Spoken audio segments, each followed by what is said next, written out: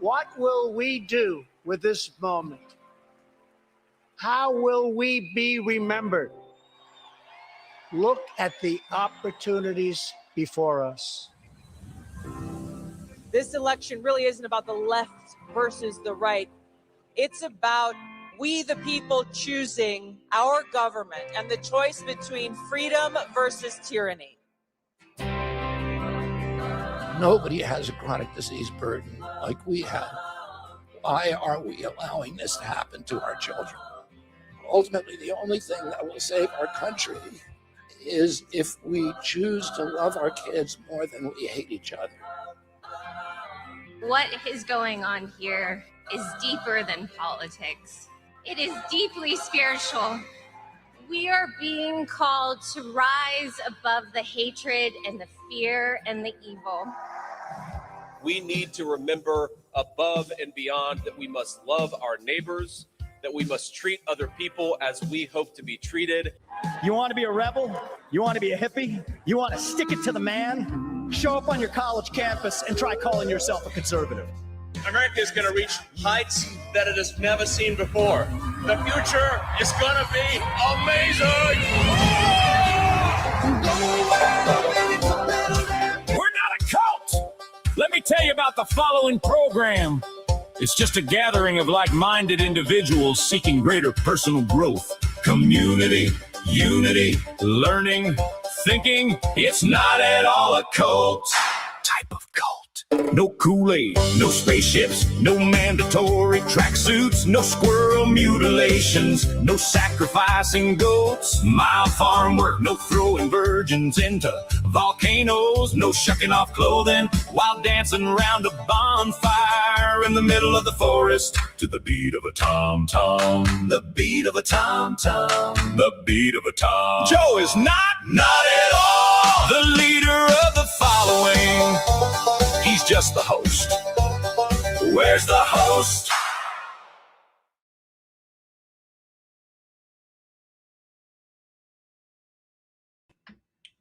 Good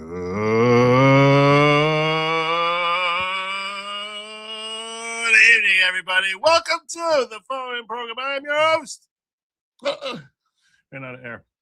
I am your host, Joe Neerman, a.k.a. Good Lawgic. I hope you all had an exceptional Independence Day weekend. Oh, my God. Was it not fantastic? Crazy weather, crazy times.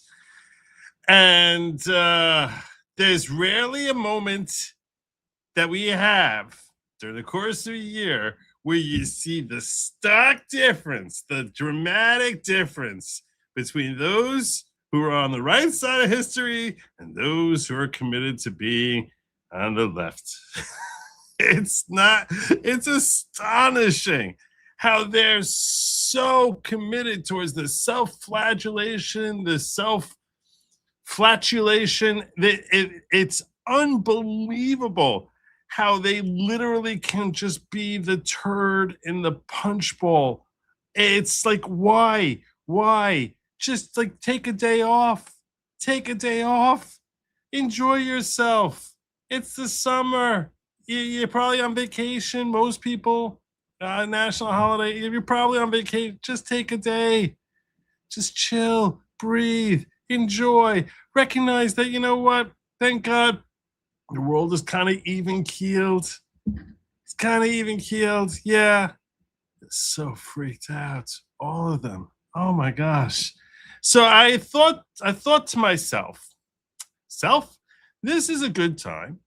Let everyone savor and enjoy the weekend. Start your show like it's Monday. It's not even Sunday. Technically, in some parts of the world, including the part of the world I'm in, it's already Monday. I was like, let me just like start like at midnight, and I'll just like, and we'll just do like a little bit of a review as to like, you know, the distinction between the crazies and the happy people.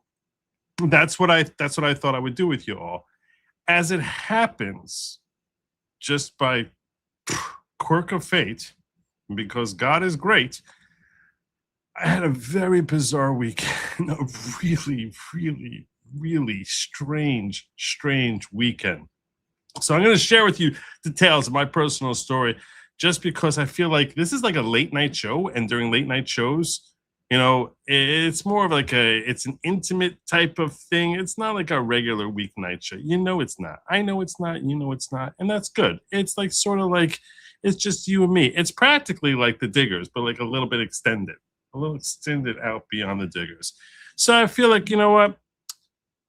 I think my weekend story was just one bizarre moment after another. Starting Friday morning. I think I'm going to save that for. Should I save that? Should I open with that? I was very torn. Should I start with it? All right. Yeah. You know what? I'll just get it out there. As far as we'll start with it. What the heck? I'll start with it. I woke up. This was the weirdest July 4th weekend of my life. Really. I woke up Friday to be told that there was a death in my family, extended family. Meaning, my sister-in-law's brother, who had been ill for a while, he passed. So when there's a death, and when Jews suffer a death, we go zip to try and expedite to have the deceased buried as quickly as possible, with proper respect to the individual, depending on the timing and nature of everything. As it happens, like many Orthodox Jews, he actually was being buried in Israel. He lives in upstate New York, but he's being buried. He has a burial plot in Israel. A lot of Orthodox Jews have burial plots in Israel because we believe that during the time of resurrection, that God is going to basically gather us back to Israel.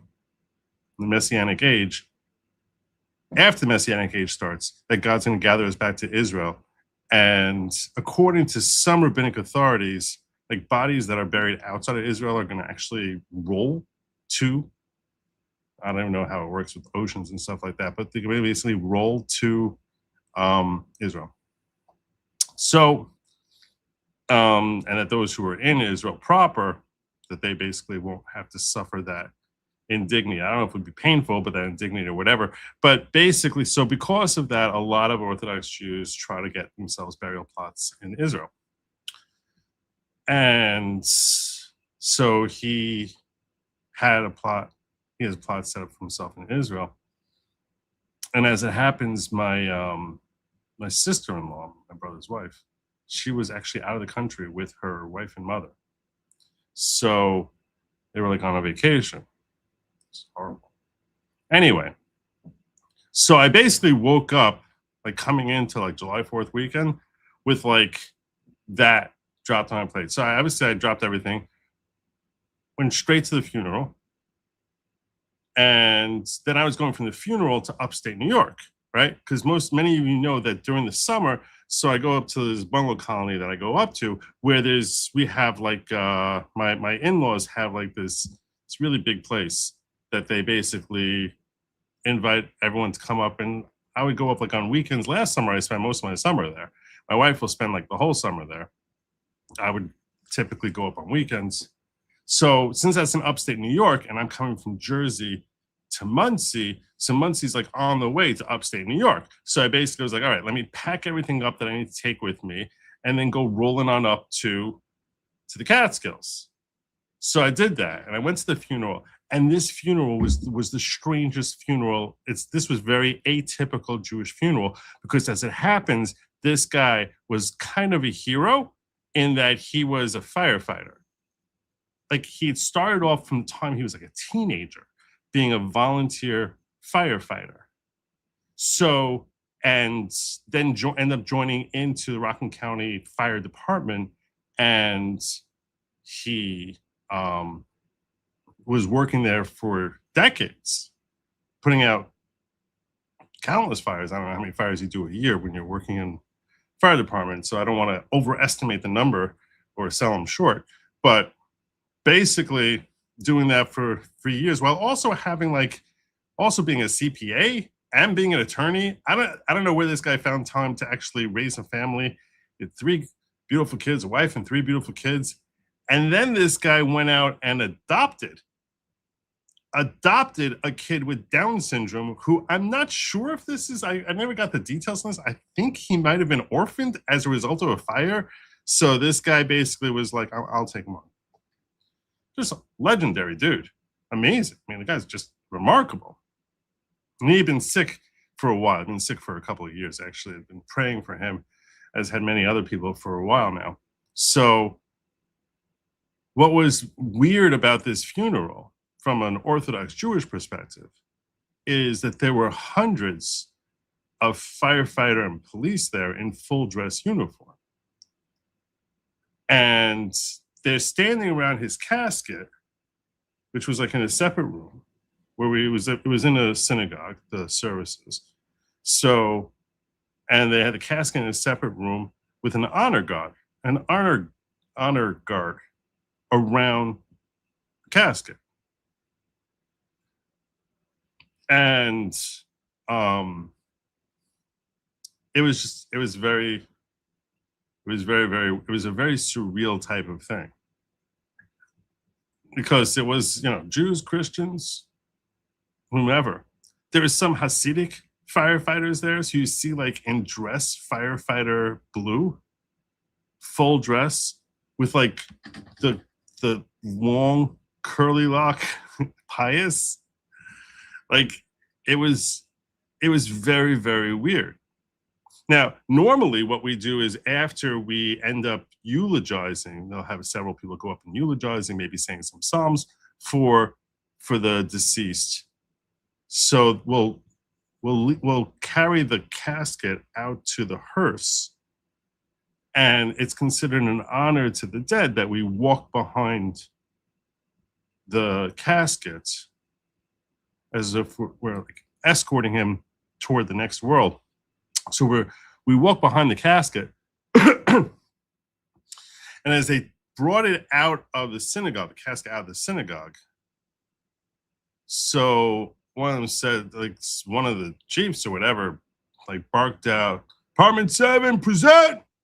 And 2 rows of like salute. It was, and so like the casket's going between them, and his wife and children are walking behind, and they're standing there, statue, saluting.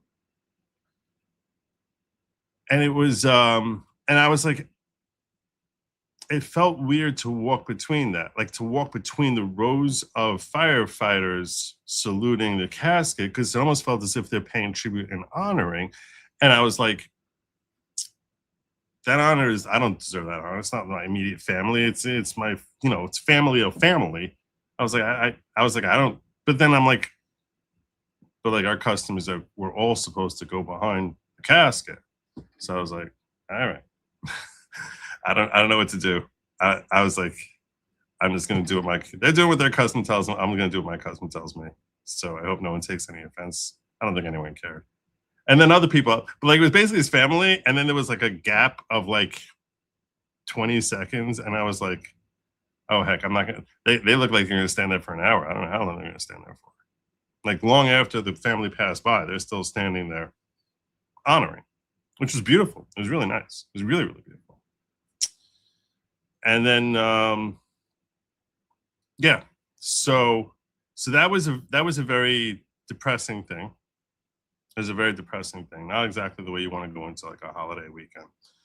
I got in my car, drive up to the Catskills, and I walk into the bungalow, and there is this beeping that is going on and on and on in the thing. Now, my wife's extended family is there, okay? There's different portions of extended family that will be there on any given Shabbos. So this time it was one of her sisters and the newlywed couple and several of her kids, and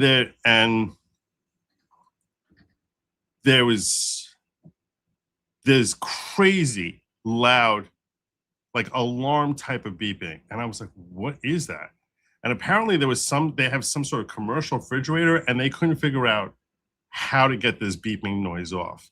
So it looked like as if we're going to have this all Shabbos. I cannot tell you how mind-numbing this thing was. So they said if you open up the freezer, it goes off for a couple minutes and then but then 5 minutes later it'll reset. So they said we've been trying to fix this for a couple of hours.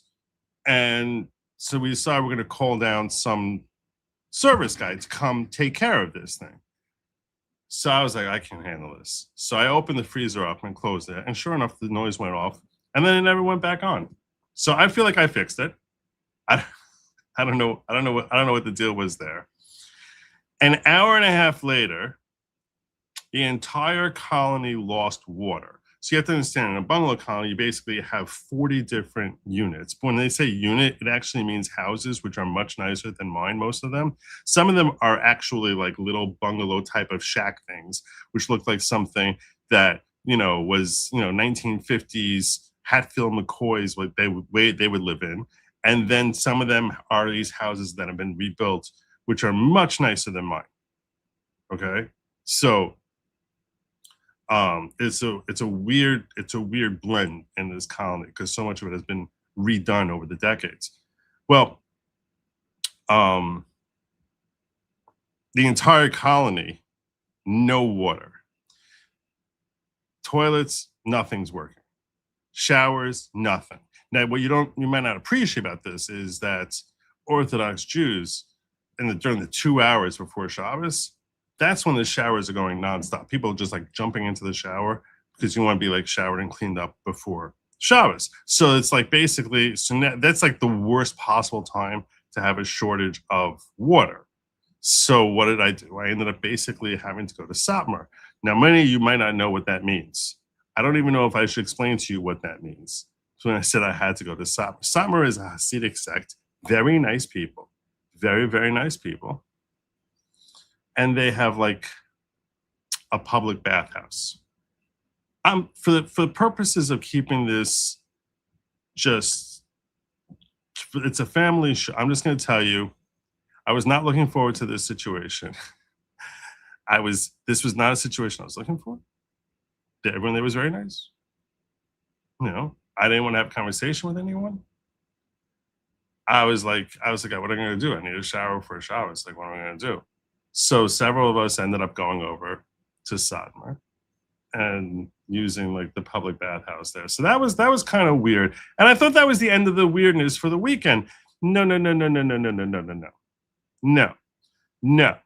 That was not it. No, because yesterday when I'm going to my afternoon services, so afternoon prayer services last like 15 minutes. It's not very long at all. I'm only sharing that little tidbit of knowledge with you so you could appreciate just how fast the following events occurred.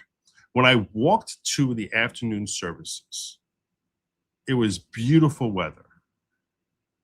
By the time afternoon services, all of a sudden, we're 5 minutes into it, and there is this blitzkrieg of rain and wind where it felt as there's like a freaking typhoon. Like all of a sudden, the entire colony was picked up and moved down to the West Indies, the Caribbean during hurricane season. It's like crazy weather. Now, all the men in the colony are basically in this big giant room, which is our synagogue. So we're all in there.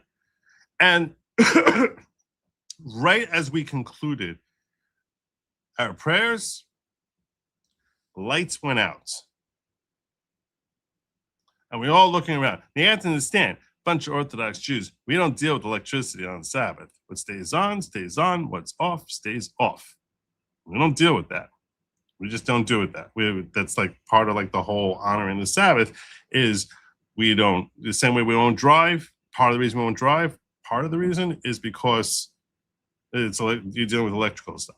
So, with that which is on stays on, that which is off stays off, and we're not supposed to impact that at all. Well, next thing we know, basically entire colony lost power. Now I don't know if you're familiar with the weather over the last week or two, but those of you who actually have human skin, which I assume is probably the vast majority of you, you might have noticed that over the last couple of weeks or so, in particular last week, the weather was kind of difficult for those of us who are not accustomed to like 97-degree temperatures.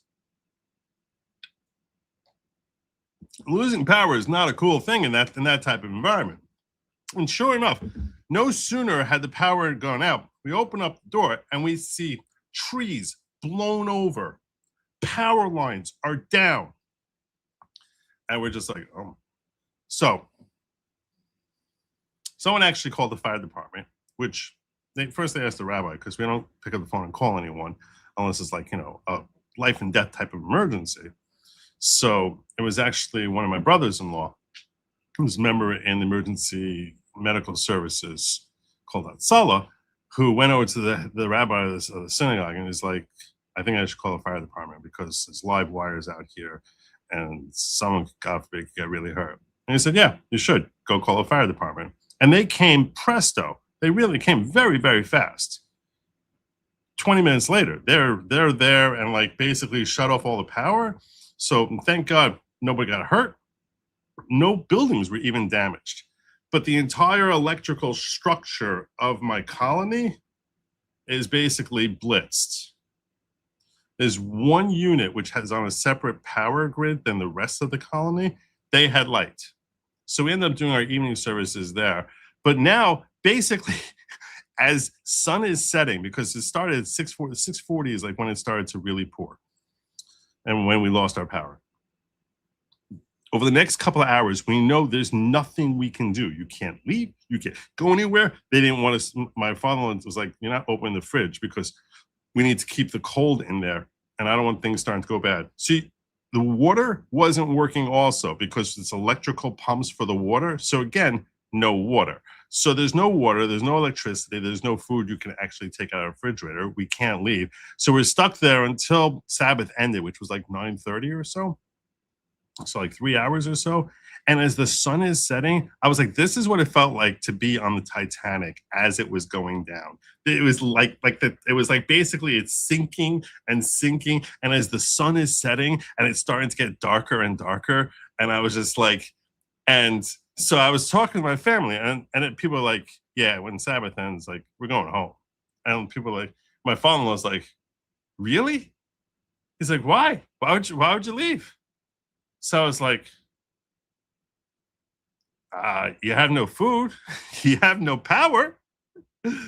So he's like, you don't need all that stuff. Why do you need all that stuff? I was like, I don't know. I think you might need that stuff. He's like, I don't need any of that stuff. I was like, okay, how are you going to fight off the bears? And he's like, what bears? I was like, it's the Catskills. You have no power. Why would you think that you're not going to have bears roaming? There's going to be bears roaming through the colony. And like 4 hours, the bears are going to see no lights here. They're totally going to be, they're going to terrorize the entire colony. You're going to stick around here? There's not going to be, and there's no light. It's like you're like in a dead zone. It's like all of a sudden, like, it's just going to be like, it's going to be like darkness is going to descend upon us and everyone's going to be sinking into the muck and mire and bears are going to be roaming around. And like, it's madness. You're going to stick around here for that? Get in your car, drive 2 hours, go back home. I was like, no. He's going down with the ship. He's like Captain Smith. He's getting on the wheel. He's like, I'm not going anywhere. I was like, okay, you can do that. You want to stick here? That's fine. I grabbed my wife. I was like, she's like, we're going. Like when Sabbath ended, she's like, we're going. I was like, oh, hell yeah. I was like, pack the Lawgic, get your shades, get whatever you need. And we're going. I was like, I just want to remind you of something because I've lived through blackouts before. So I said to them, I said, I just want to remind you, in 3 hours, your phones will be dead.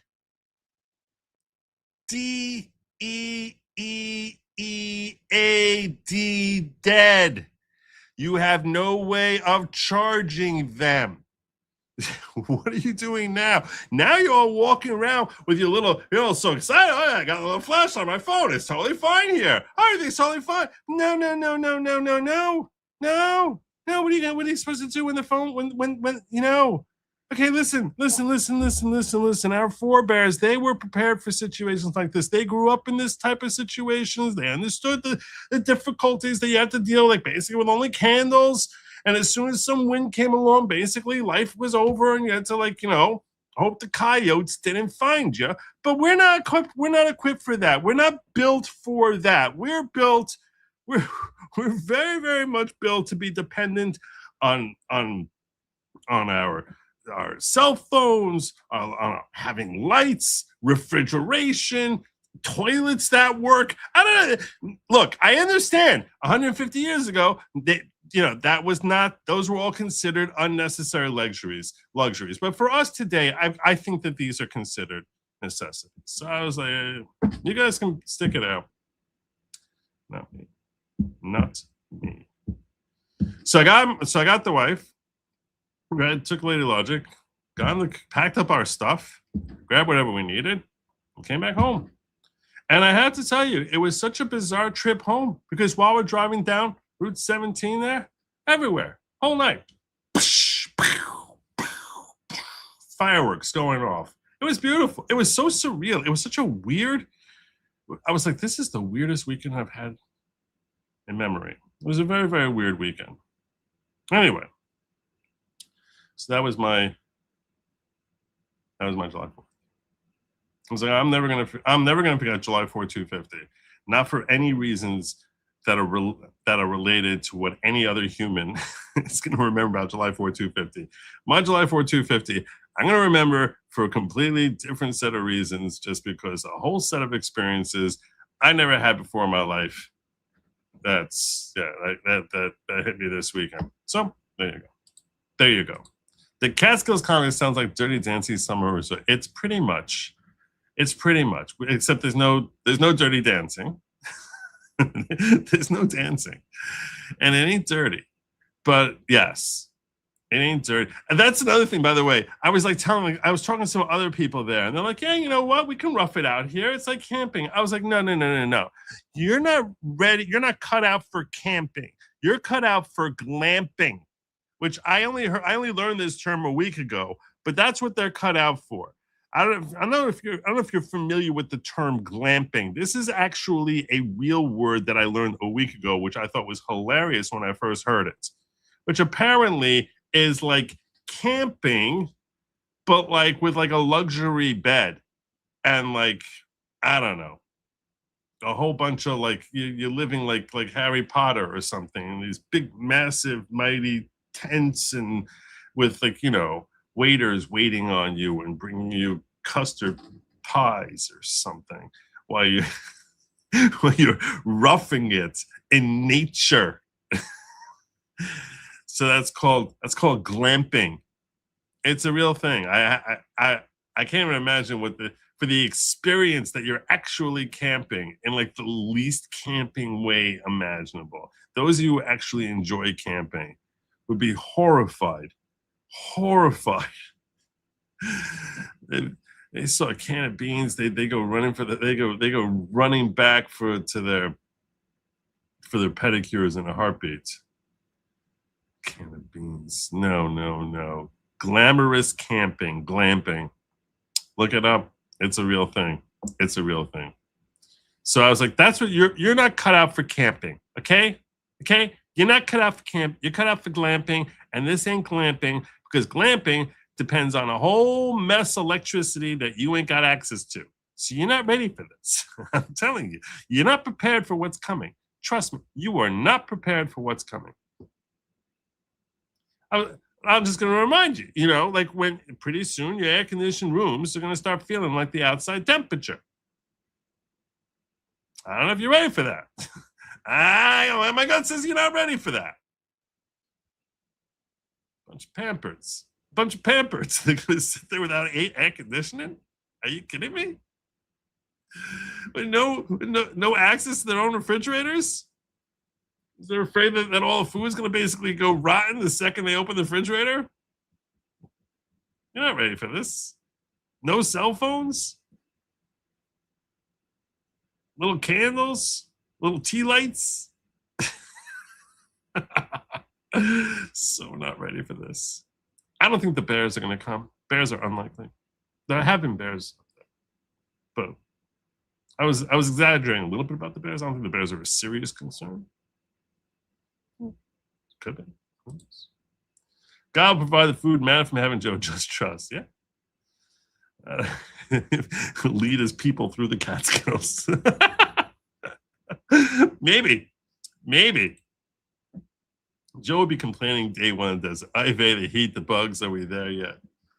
This is a whole different thing. You have to understand. This is a whole different thing. First and foremost, I'm going to tell you this. The experience of the Jews in the wilderness. And we hear, if you read through Exodus and Numbers, and you read through it, it seems as if they're a miserable lot all the time. No. Our understanding of their experience there was it was actually much closer to glamping than you probably can imagine. And God actually made things like mighty comfortable with them, like surrounded with the clouds of glory, and basically and leveling out ground for them, and making it the air cool. And it was not like, and the well of Miriam was like, basically, it wasn't like a one spot well. It was like tributaries, like cutting through the camp. It was crazy what they had going on. And that's what we, so like, I mean, just like sort of intersections of water and stuff. Like it was a thing.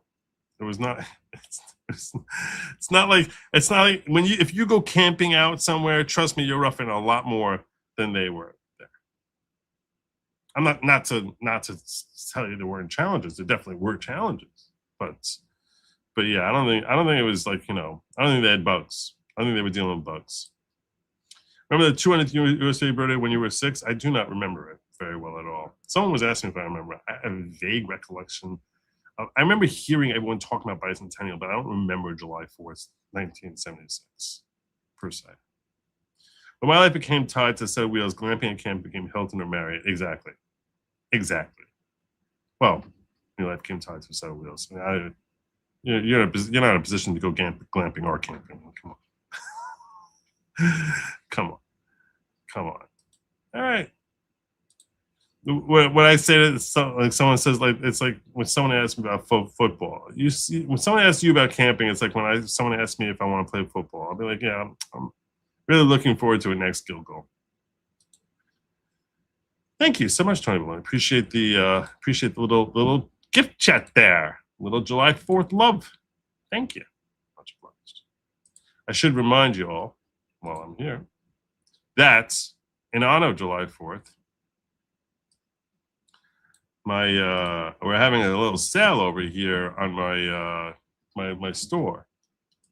We're having a little sale over here on me. Yes, this store over here, the new official merch, that you can get a discount 25% in celebration of America 250. 25% if you use the code USA250. And that will be going on for another few days. So make sure you get your orders in soon. I'm going to attach I'm going to pin the link in the chat so this way you can find it real easy. But a bunch of people have been taking advantage of that. So I urge you to fulfill all your good Lawgic needs. What the heck is that? I didn't want to end up there. Where's...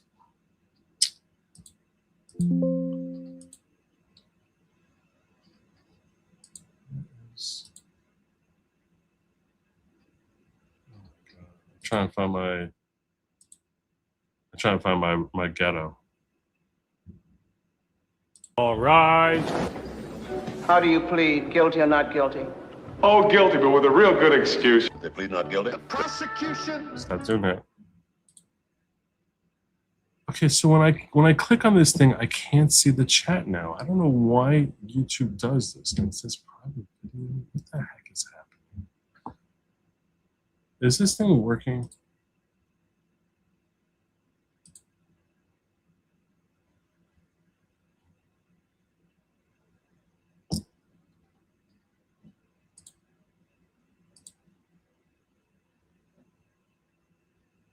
I see I'm getting chat here. I see duck fats here. So I am playing in Rumble. I don't know why it's not showing for me when I'm looking for it. It's very frustrating.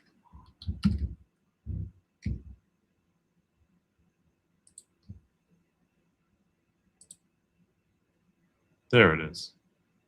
All right, there's 100 of you in there. Okay, that makes sense. I just wanted to make sure I wasn't missing any chats from diggers. I was worried. I was worried about you guys. This also. Pin my thing. I can pin myself while I'm there. This message. Anyway, so that was my weekend. I hope your weekend was at least as exceptional as mine, if not better. I really did. Overall, things were actually pretty amazing this weekend. But is getting a cabin camping or glamping? I don't know. I've never been glamping, so I can't really tell you exactly what it is. Okay, so Lady Lawgic basically I went biking with Lady Lawgic last week, and that's when she was telling me about glamping. And I don't know exactly what it entails. I should look it up. I mean, I introduced the concept to you.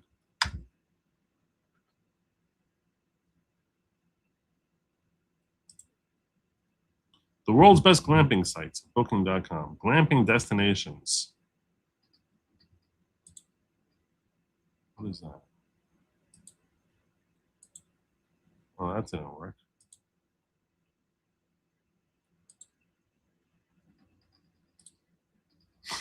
This should not be a thing. This is such a first world situation here. Discover glamping cabins, tiny homes, tree houses, and domes. Find glamping cabins, cottages, and domes near me. Like I said, this is not camping. When I was a kid, I went camping once, and I recognized we're sleeping outside, and we don't have to be. As I'm saying, it's $150 a night glamping. When camping is supposed to be, you're in this little nylon thing, praying it doesn't rain. It's whatever temperature the ground is, that's what temperature your body is, in a sleeping bag, and with a little zip up thing, and your friends are basically poking into the tent, and your friends are basically pestering you by like poking into the nylon from different sides, making you feel like you're being attacked by bears. That's what camping is. This is not camping. Okay, I'm sorry. This is not camping. Look at this. How is this camping? This is not camping. This is not camping. You're a freaking. What is that? That's not camping. I'm sorry. Look, treehouse camping. Just stop it. 4 floors. We're really roughing it now. Oh man, on our mahogany table here.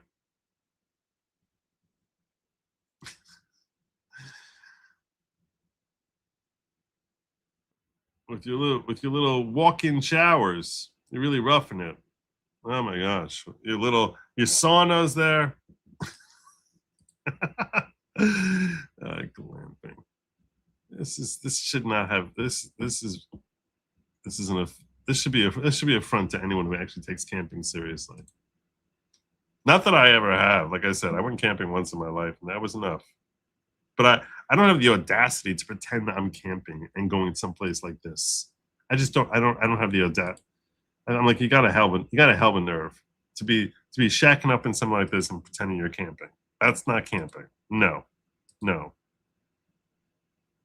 Your little hot tub camp in there, whatever. It's ridiculous. These people make me sick. I can't. That should never have become a thing. I guess, look, there's always, if someone will pay for it, there's someone out there who'll do it. People will pay for it. Who am I to question how people make money? Catering to others' taste. So I don't know if it's camping or glamping. I don't know what the hell it is. I don't know. Route 17 headed to the Catskills on Friday just before sundown in the summer had the nickname the Hebrew 500. Why the Hebrew 500? Oh, the Hebrew 500, the Indy 500. Yeah, well, I've done that. I've done that many a time. Over the last 10, 15 years, so I tend not to be running up late on Friday afternoons. But I've had my share. Joe, 250. Can you make that intro song, you know, the Southern one, available as a downloadable music file? I never know that people in South Jerusalem were so much like people in Georgia. You like that song? You like that song? I did that special for 250. That was this one here. We're not a cult! Let me tell you about the following program. It's just a gathering of like-minded individuals seeking greater personal growth. Community, unity, learning, thinking. It's not at all a cult. Type of cult. No Kool-Aid, no spaceships, no mandatory tracksuits, no squirrel mutilations, no sacrificing goats, mild farm work, no throwing virgins into volcanoes, no shucking off clothing while dancing around a bonfire in the middle of the forest to the beat of a tom-tom, the beat of a tom-tom, the beat of a tom. Joe is not at all the leader of the following. He's just the host. It's good. I was proud of it. I was like, that's good for July 4th. All right. But not everyone enjoys July 4th the way good red-blooded Americans do. Alas. As N. Wokeness says, it must suck to have to pretend to be mad at this. And they do pretend to be mad at this. Look at this thing.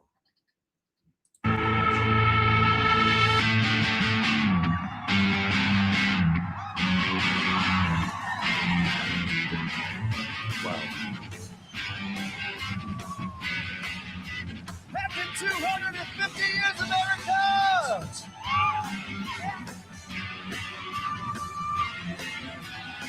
How you guys doing?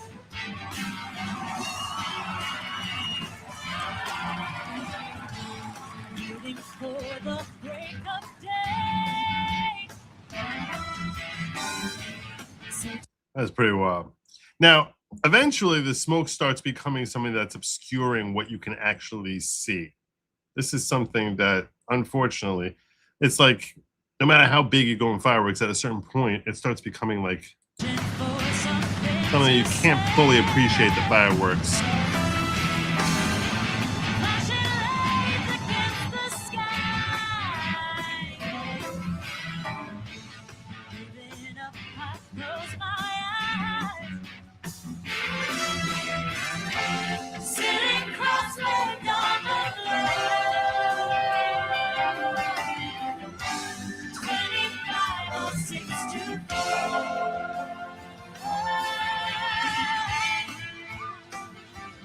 Now, I go on record as saying that fireworks on TV is not nearly as spectacular as they are in person. And anyone who's ever been to a fireworks show, I'm sure would concur. This is not something that's a hot take at all.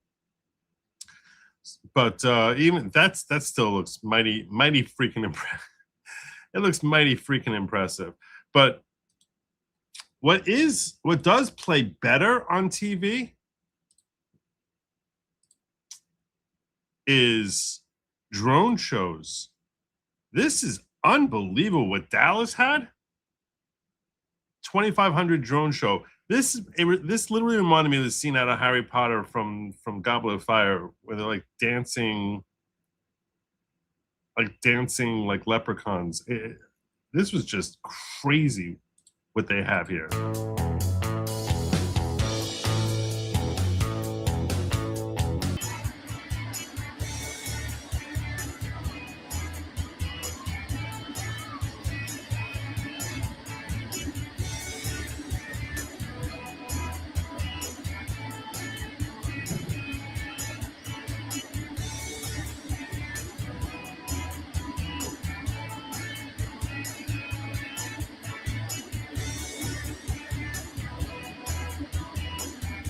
But I do wonder if it's even. I do wonder if this.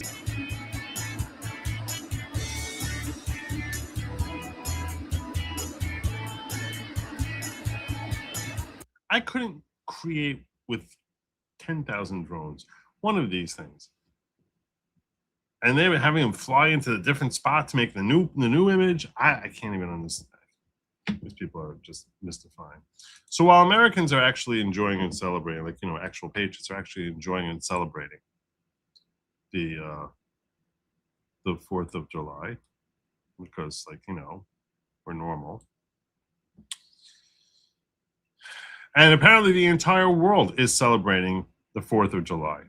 In France, Japan, the only people who can't enjoy the 4th of July is communists from the left. And we are communists, as Trump called them out. We'll hear in his speech.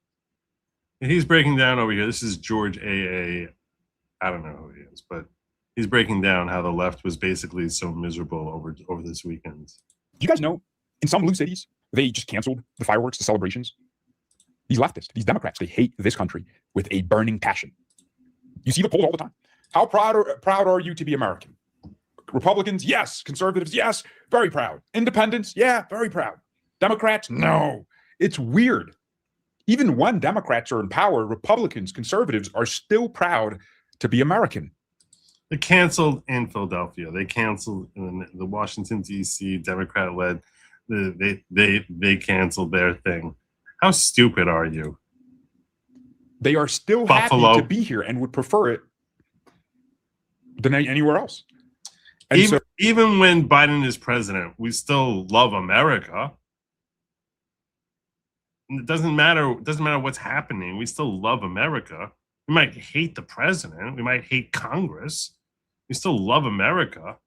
Democrats, they basically admit we don't like America. We're not proud of America. We're always proud of America. You've had Democrat cities trying to cancel celebrations, even in Washington, D.C., due to extreme heat. That's an excuse. This is a historic day. Buffalo, New York, the mayor said, look, we're not going to have fireworks downtown. They couldn't identify a safe, accessible launch site that met vendor and safety requirements. Really? You're the city government. You can't find a piece of land to launch fireworks from. In Massachusetts, these Democrat cities. But ladies and gentlemen, what I'm very happy to see is that patriots all over the country and the world are joining together to celebrate 250. Japan, Tokyo, Japan is putting on drone shows and fireworks to celebrate America while Democrats here attack it, hate it. That's great. Look at the image of Trump there. That's great. That is really great. And you never saw them doing that when Democrats are in power. They love Trump. The whole world loves Trump. This gets you thinking.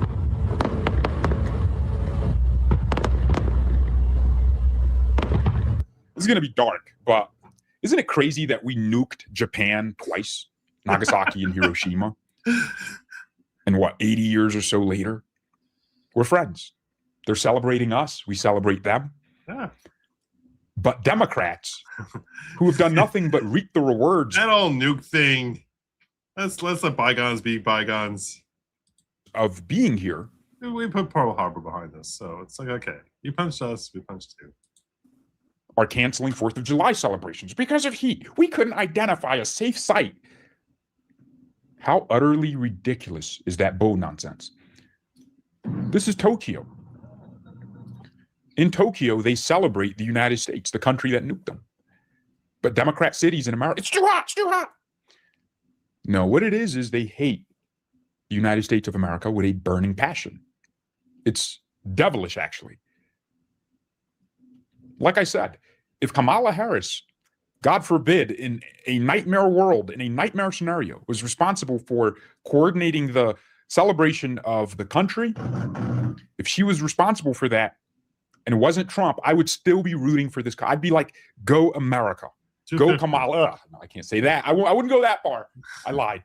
I wouldn't go that far. Such an amazing speech. I want to continue, with what I was showing you guys earlier. and it's awesome. Fireworks, amazing.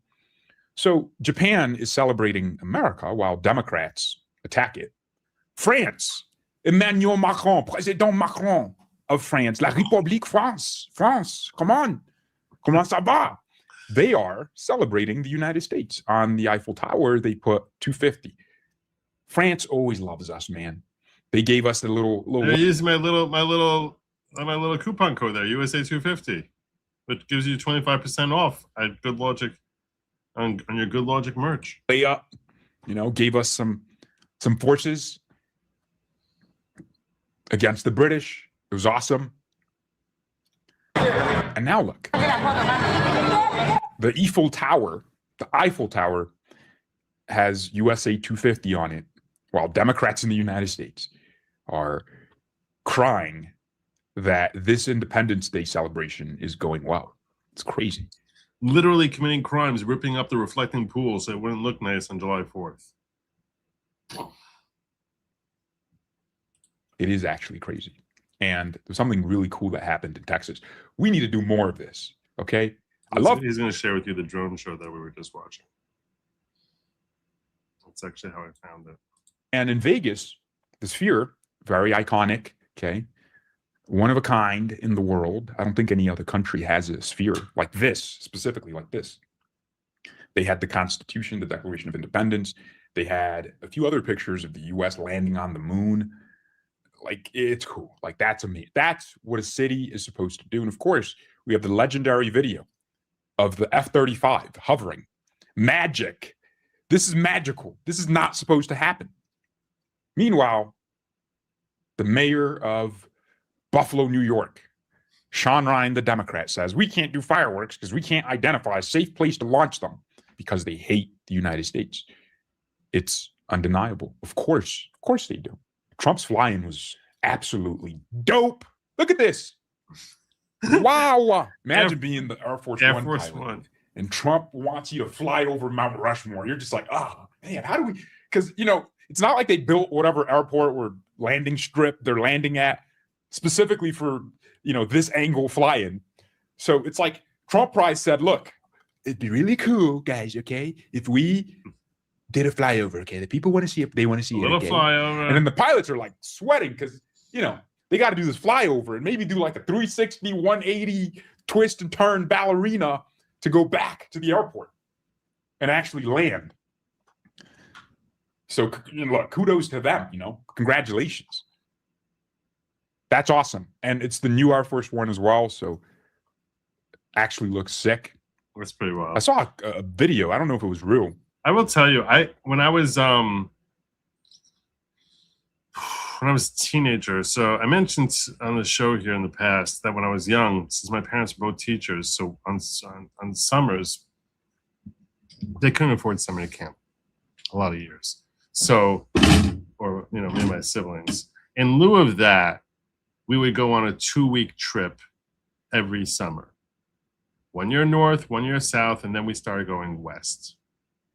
Like when I was young, it would be like south, north, south. We went to Toronto and Montreal, and then we went down to Georgia. We never made it to Florida. Always wanted to get to Florida, and never made it to Florida. And my parents would always take us to these different historic sites because they're both historians. So every restored house, I can't tell you how many times we went to Monticello and Mount Vernon. We've been to all these different restored houses. They would try to keep us under wraps by promising us that if we were good and we behaved, that we would go to like some amusement park. So that's how I ended up going like King's Dominion in Virginia or whatever. Sometimes we would go twice if it was, if they were really dragging us around. There was 1 year that my parents, I don't know what they were thinking. One insane year that we went up to Nova Scotia.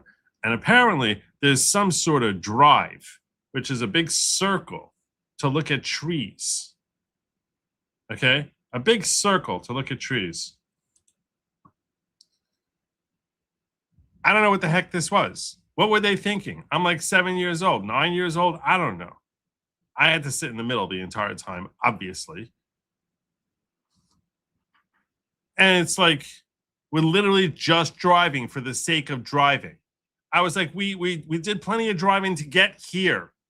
Now we're driving for the sake of driving. What were we doing until we got here? Nova Scotia. God. 300. I was like a 300-mile circle. I don't even know what the heck we spent all day. And all I remember, because when you're sitting in the middle, you don't get to see it. All I remember was like my mom sitting in the front seat, like looking over, like just barking at me because I was like spent the 6 hours just like poking my siblings or shoving my elbow into my sister's ribs or something. I don't know what they were thinking.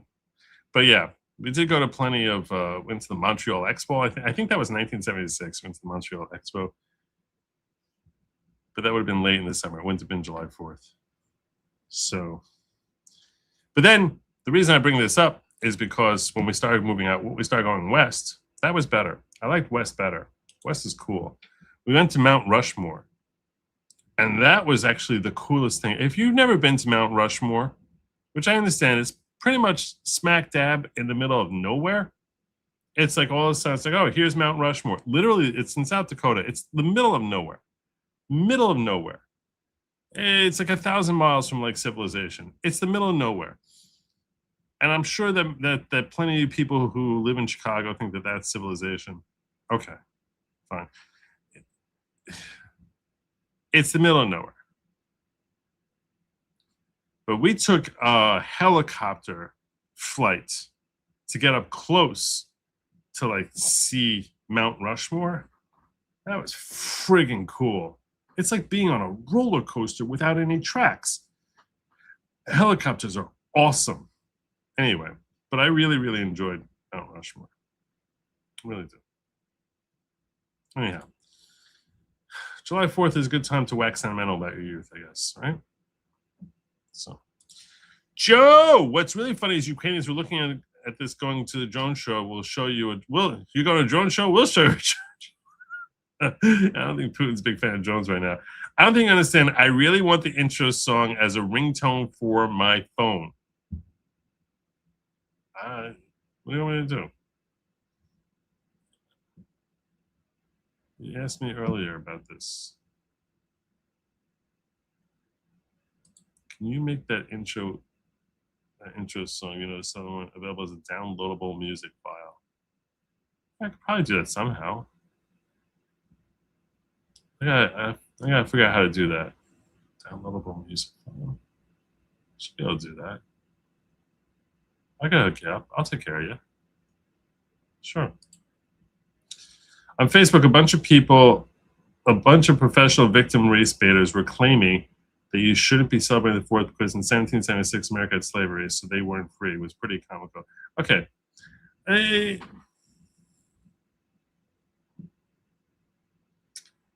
Anyone who says that, you should just say to them,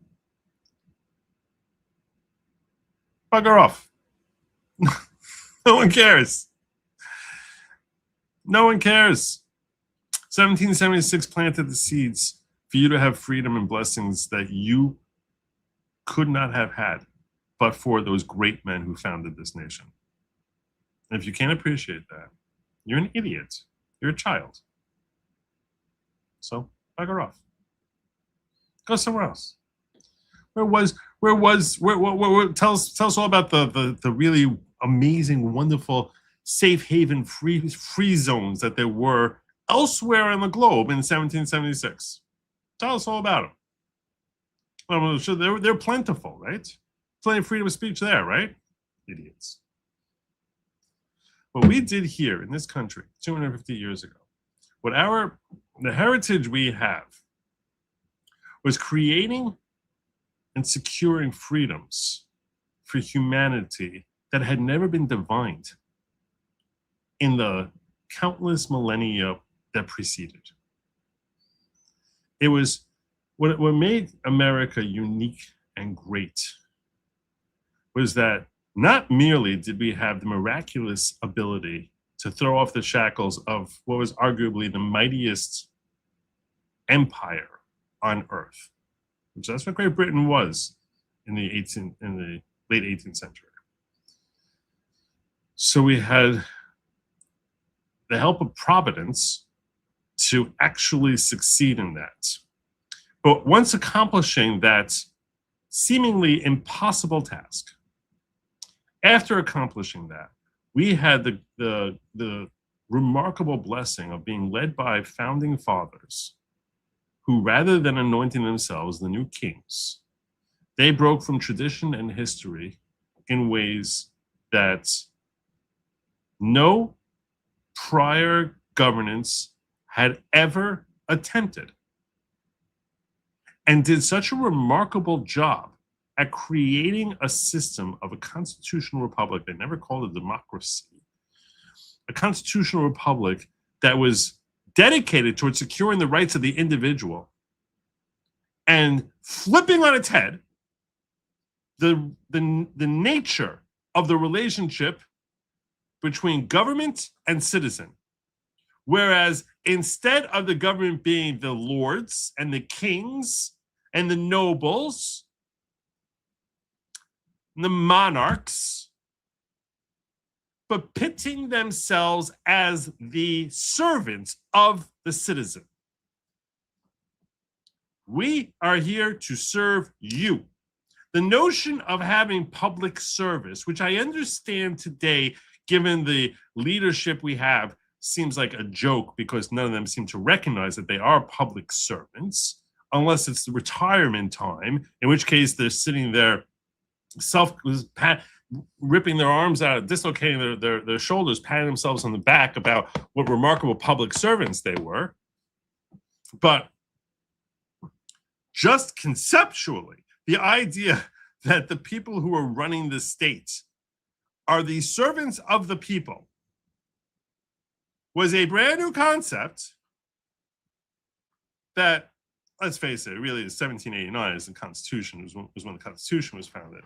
But our founding fathers basically said, instead of anointing ourselves as the kings, despite all our wealth, despite all the trappings of glory that we could assume for ourselves right now, all the power that we can grab for ourselves, we are going to make sure that the individual is protected.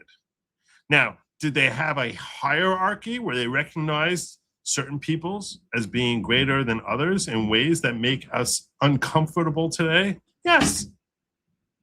You want to know why they thought that way? Because they were living in the 18th century, which is how all of humanity thought. But they took a first step that no one had done in the times of the Spanish, when the Spanish were ruling the world, or the Great Britain was ruling the world. Great Britain never thought of doing something like this. Spanish never thought of doing this. Throughout the Middle Ages, Dark Ages, no one else was doing this. Arguably, you could say that in Rome and in Greece, in ancient Greece, they had conceptually some sort of ideas like this, which quickly ended up becoming systems that devoured themselves. But the idea of heralding the individual and protecting the civil liberties of the individual and recognizing that the reason we must do this is because that person's civil liberties are not conferred by us, but conferred by God upon them. And how dare I have the audacity to trample on that? I, as a member of government, how dare I have the audacity to trample on that? That is a concept which paved the way for people who actually have freedoms to actually have real freedoms that cannot be impinged, cannot be trampled by government willy-nilly. Promises of due process, guarantees of your right to defend yourself, to practice whatever religion you want, and your freedom of speech and all the other civil liberties that we have. Right to a fair trial, face your accuser, have representation, all of these different things that we take for granted, each and every one of them was a novel concept that was introduced by our founding fathers, and the people who were sacrificing themselves were our founding fathers, who would have been the kings, and said, despite taking this role, we are not going to do this. And you, some jackass out there says, well, they had slaves. Well, they had slaves. Everybody had slaves. Black people had slaves. Asian people had slaves. Muslims had slaves. Spanish people had slaves. White people had slaves. Everybody had slaves. Everybody was enslaving other people. Black people were enslaving other people also. Black people were enslaving other black people. Everybody was enslaving somebody. So if you go through enough, if you look through human history, every peoples were enslaved at some point by some other people. Is it a horrible thing? Yes, of course it's a horrible thing. No one wants to be a slave. Have we evolved to a situation where society now condemns slavery? Yeah. Is it still out there? Yeah, there's still plenty of slavery out there today. But to just sort of to piss and yell and fetch and whine and sit there saying, oh, and like sitting there with on your freaking high horse that you're so smart, you're so special, you're so enlightened, so evolved. You are a microbe on the shoulder of these giants. If you were there, you would not have been 1,000th as noble as they were. But you have the audacity to sit there casting aspersions on them, casting judgment on them as if you're so high and mighty, you're so evolved. If you're so evolved, you wouldn't be sitting there with your stupid woke philosophies, because you would recognize how self-destructive and how damaging they are to the very peoples you're purporting to help out. So if you're one of these woke jackasses out there who's sitting there saying they're like, oh, we need to help enable these trans people to live their deluded lives, you are not nearly evolved enough to actually have done something positive for society the way our founding fathers would have, because you're too stupid to look three steps down the road. If you're one of these schmucks following Kami Mamdani and sitting there screaming, socialism, socialism, everybody should have free housing and free beds and free education and free food, and we should just tax the rich and take it from them and give it to everyone else, you are an idiot, and you are not nearly as evolved as our founding fathers when they divined that, hey, you know what? We need to start our Constitution with a freaking Bill of Rights. If you're sitting there saying like, oh, I can't have statues of Washington because he had slaves. All right, we need to tear down Jefferson's statue because he had a child with one of his slaves, and he was totally raping her and doing all sorts of terrible things doing terrible things to her. It's like, how can we have to feel so conflicted? We should feel conflicted about our founding fathers. Go to hell. You are a loser.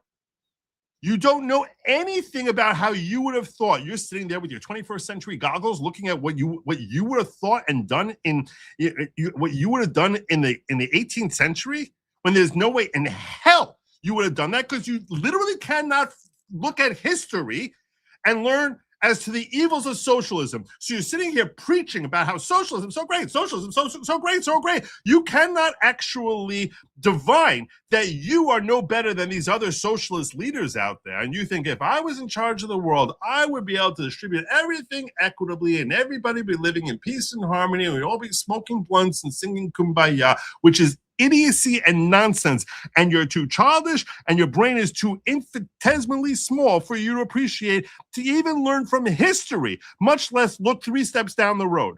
Because history tells us what an utter failure that is, and what an abomination that is, and how twisted and evil the best of heart and purest of hearts becomes when they end up leading such a society.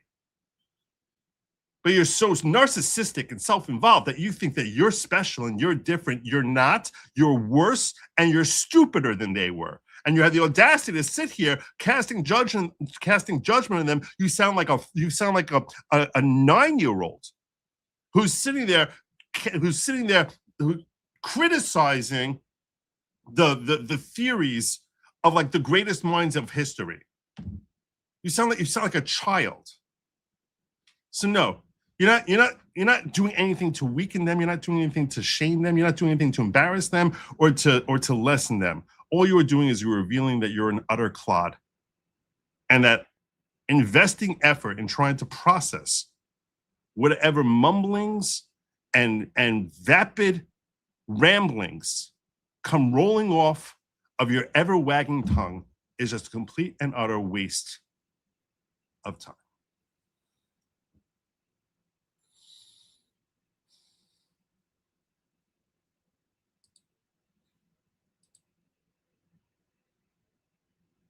Oh, and thanks for being a member for 32 months, Gabriel. Can we get a good Lawgic boost to see the merch trophies? I'll throw it out there. Will you really buy one?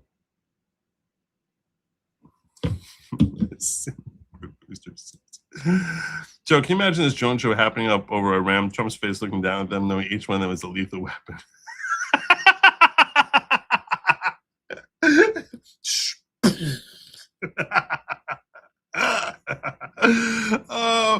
Oh, why can that not be? Before we blow you up, we're going to entertain you.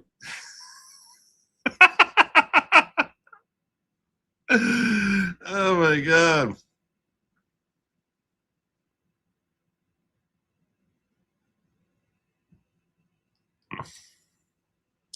Did I miss you playing Spencer Pratt's message? I haven't played his message yet. I heard the first couple minutes of it. I should probably listen to it. I want to download that intro song as an MP3. It's fun. All right, I'll see if I can do to hook you guys up. Joe, America even had white slaves in the transatlantic slave trade, but they won't mention that. Of course not, because the only time we care about anyone being harmed is if they have tons and tons of melanin. Tons and tons of melanin. I did want to tell you something. I was going to watch the speech with you. I want to tell you that if you might not be following World Cup soccer. You might not be following it. But the USA has made it to the final round, is into the elimination round now, where they're down to 16 teams. Tomorrow they're supposed to be playing Belgium. If you're not a fan of soccer, congratulations and happy Independence Day, because it means you're actually celebrating the 4th of July. So, but I will tell you that in soccer, there's a concept called a red card. That if someone does a foul, just think of it like this, okay? Just think in basketball, a flagrant foul, right? So if it's a sufficiently flagrant foul, they get a red card. And normally soccer is 11 on 11. You get a red card, you're out. You're gone for the rest of the game, rest of the match. And under FIFA rules, you cannot play in the next game.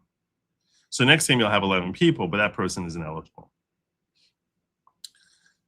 This guy, Balogun, who's the leading scorer on USA, he stepped on someone's foot during the last match and got a red card. If you look at it in real time, let's see if I can pull it up here.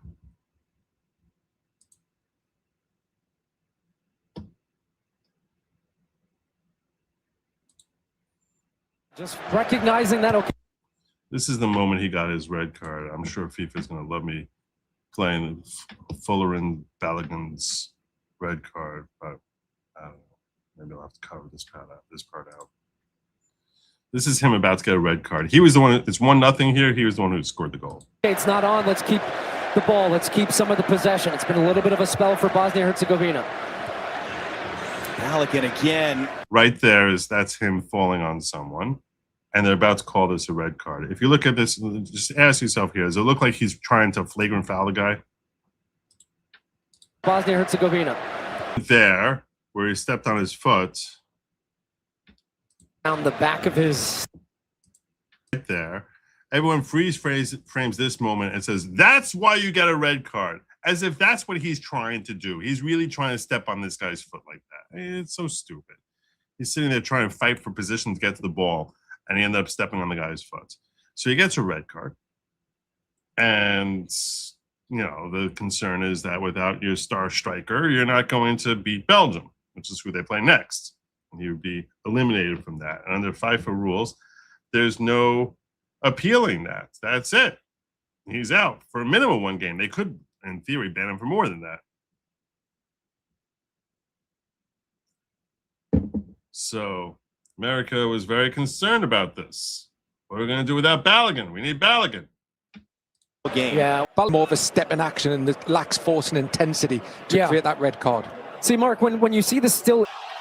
So America had to finish this game 10 on 11, still ended up scoring yet another goal and winning 2-0. So F this one. But the ramifications are that he's out for Belgium. Those are the rules. And then enter Donald Trump. And you get this. Breaking. Fuller and Balogun will be available to play USA's round of 16 match against Belgium on Monday, FIFA announced. The FIFA disciplinary committee has suspended the red card issued to the USA striker during the round of 32 win over Bosnia and Herzegovina. So he's supposed to be playing. So they play tomorrow at 8 p.m. I might start a little late tomorrow just so that, well, actually tomorrow I have a whole thing going on with my son. So I'm actually definitely going to be starting late tomorrow.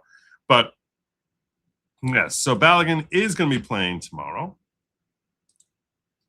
And that's good news. And if you're wondering why, they say exclusive. The White House made a direct call to FIFA to ask Gianni Infantino to review Fuller and Balogun's red card. FIFA approached for comment and referred to the finding of its independent committee. FIFA sources insist the White House influence could not affect the decision due to the powers contained in Article 27, the independent nature of the disciplinary panel.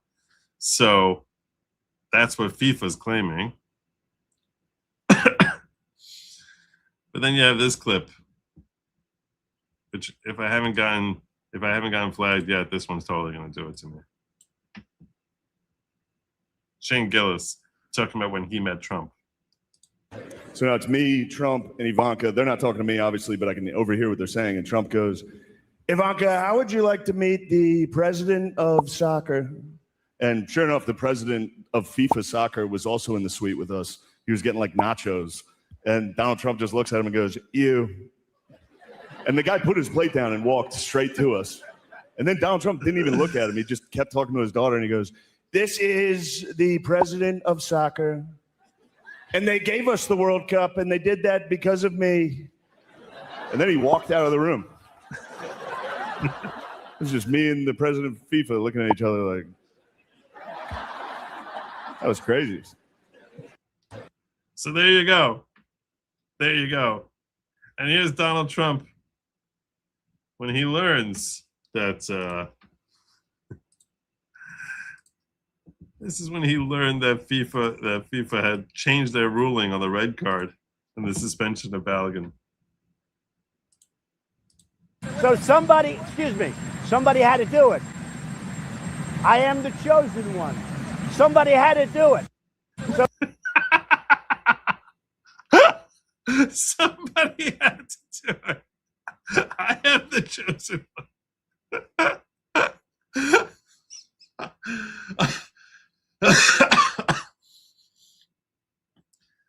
Oh my God. They need to write that on his tombstone. Somebody had to do it. I am the chosen one. That is his epitaph right there. Oh my God. That's his epitaph. So somebody had to do it. It's actually better with the excuse me. Like, shut up. Somebody had to do it. Everything, the entire quote here, even this excuse me, should be on his epitaph. So somebody had to do it. I am the chosen one. Somebody had to do it. Oh my God. That is so perfect, Trump. Even the best imitators don't do Trump like that. That's great. That's so good. 8 seconds tells you everything you need to know about Donald Trump. He's a remarkable man. God bless Donald Trump, and God bless the United States of America.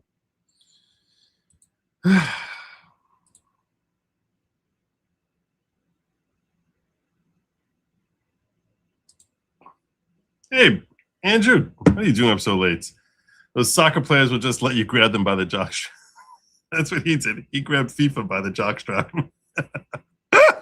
he grabbed the president of soccer by the jockstrap. Somebody had to do it. Is that not the perfect quote for him? The 4th is my brother's birthday. So happy Independence Day, Nick. The 5th is my wife's birthday, and that's what we fight for. There you go.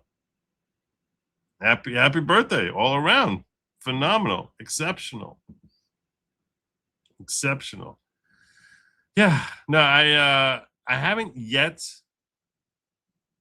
What? We hit a goal? Did we really? Did we really hit a goal? Did we really hit the goal? How did that happen? Oh my God, I made it green. I did it again. I'm so bad. I made it green. It wasn't supposed to be green. It was supposed to be yellow.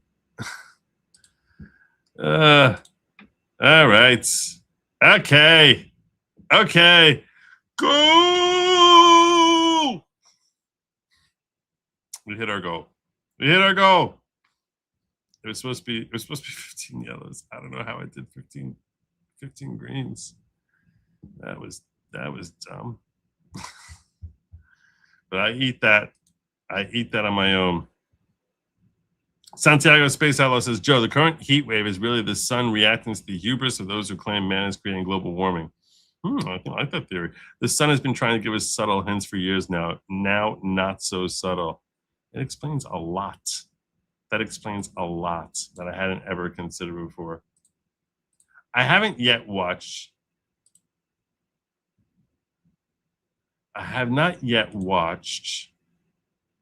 Trump's speech. I saw clips of it. I know it was delayed because of the weather. I haven't yet watched it. And frankly, it was Andrew Branca. I saw a clip of Andrew Branca watching. I was like, you know what? I should watch that speech. So I had it set up here to watch it with you guys. And I think that's where we're going to go next. First, we'll hear from Brett Baer, who was weighing in and telling us how Trump was determined to get out there, no matter the weather. Trump, he said those veterans had to go through bad weather on D-Day. I'm going through bad weather. No matter what happens, I am delivering this speech. We are going to do this program. Maybe it'll be a little bit shorter, but I'm going to do it, whether it's 10 or 11 or 2 a.m. And I said, Mr. President, you know, there might not be anybody here. He said, I don't care. It's America 250. If they can storm the beaches of D-Day, on D-Day, I can deliver a speech and we can keep this program going. Now, he said, you got to be safe. You got to make sure everybody's okay. But he thinks that he is going to do this speech, Trump. So that was his comment beforehand. And we should hear what he's had to say. At least start listening to it, right? Give our great president his due, especially because it makes people like this schmuck so angry. They're so bitter. I'm so angry. Chuck Todd's so angry And feel betrayed. Why? I do. I feel betrayed. This guy is a professional journalist. Look at how he's quaking throughout this entire thing here. It looks as if he's never been on a camera before. An American by him on this. Constitution is not. He's sitting there shaking his leg. There's something wrong with this man. Perfect, but it gives us a way to keep going. It gives us structure for disagreement. It gives us a method for repair. So he's like shaking a leg, like a. I can't even do it.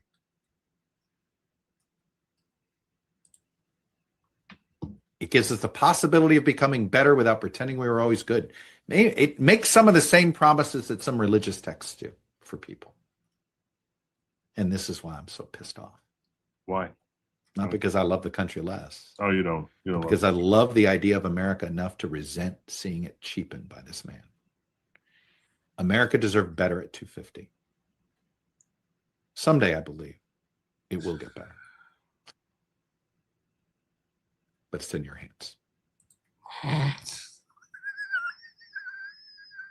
Dude, this is the pinnacle. We're deporting 3,200 people a day. This is as good as it gets.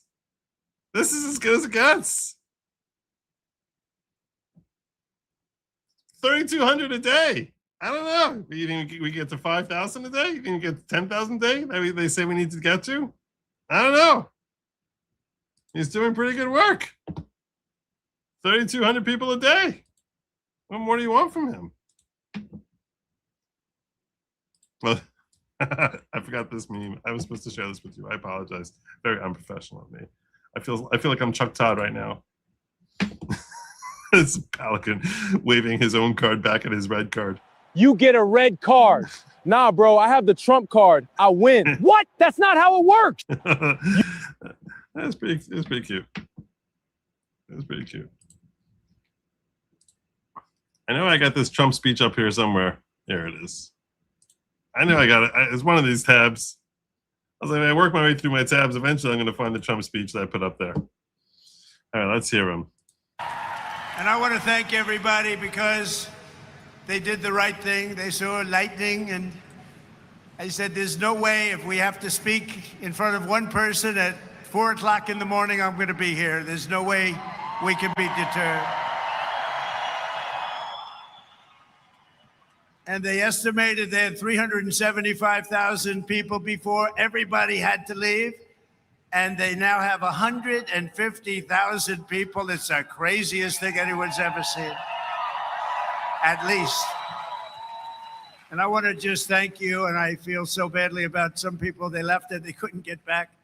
But you're very special people. And we have a very special country. Thank you very much. Tonight we come together for one of the most joyous and glorious milestones of all time, and you know what that is, 250, the 250th anniversary. And I do have to say this. One of my very brilliant people backstage said, don't worry about it, sir. We can do it maybe next week.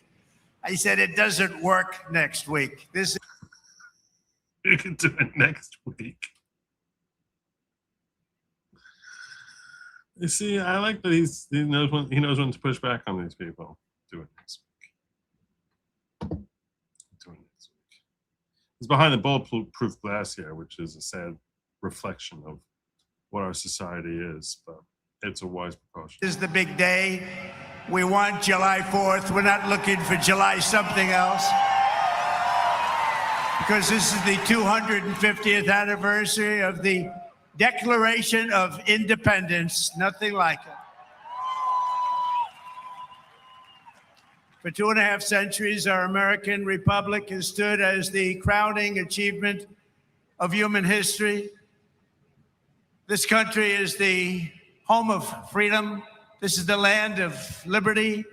And this is a flag that's the banner of the most extraordinary, most exceptional, most incredible nation ever to exist on the face of the earth, and we're doing better now than we've ever done before. No people have done more good, shown more courage, made more progress, righted more injustice, or achieved more greatness than you, the American people. For 250 years, the United States of America has been the hope, the promise, the light, and the glory among all of the nations of the world. All over the world, they try and be like us. Nobody can be like us. And with God's help, we will always be this or even better. And when I was referencing the Founding Fathers earlier, consider this. All the Western nations of the world all tried mirroring our Constitution and failed. None of them have the freedoms that we have. They all were like, oh, that's a really enlightened thing that America did. Let's try creating something like that here. Look at freedom of speech in Great Britain. You put up a Facebook post and go to jail. Look at the freedoms in Australia, where if one person is sick, the entire country gets locked down. There's there in Canada where they compel speech. That if you're breaking the law, if you misgender someone, if you accurately gender someone, that's breaking the law. So yeah, They all try mirroring us. None did did 1/10 as great a job as our founding fathers did. They all want to be like us and resent us for being as good as we are. We're going to be better. Here on our National Mall, we're celebrating freedom's triumph over tyranny, liberty's conquest over oppression, and the enduring victory of the American spirit from the July 4th, 1776 to July 4th, 2026. Big dates. That's big dates. Two big ones. And tonight our country is stronger, freer, richer, safer, and prouder than ever before. But it all started with the miracle of history that lives forever in the heart of every single patriot. Our founding fathers summoned the courage of giants and the wisdom of centuries to boldly proclaim these timeless truths. They declared that all men are created equal, that they are endowed with sacred, unalienable rights by the hand of our Creator, and that among these are life, liberty, and the pursuit of happiness. In signing their names to the roster of freedom, those 56 patriots put everything at risk, stepped onto the stage of destiny, and seized a victory for the ages, and that's what it was. And I just want to comment, by the way, Thomas Jefferson was 33 years old when he penned that line. Endowed by the Creator with certain inalienable, an argument whether it's inalienable or unalienable. I believe it was inalienable, but I grew up knowing it was inalienable. But inalienable rights among these are life, liberty, and the pursuit of happiness. The freaking levels of genius, 33 years old, and the wisdom that he had to pen a line which has become the most. I saw someone who was quoting as the most quoted line that was originally said in English in the history of the world. Maybe Shakespeare had something. Maybe you can come up with Shakespeare, but I doubt it. I don't think anything you can quote from Shakespeare. Friends, Romans, countrymen, lend me your ears. I don't know.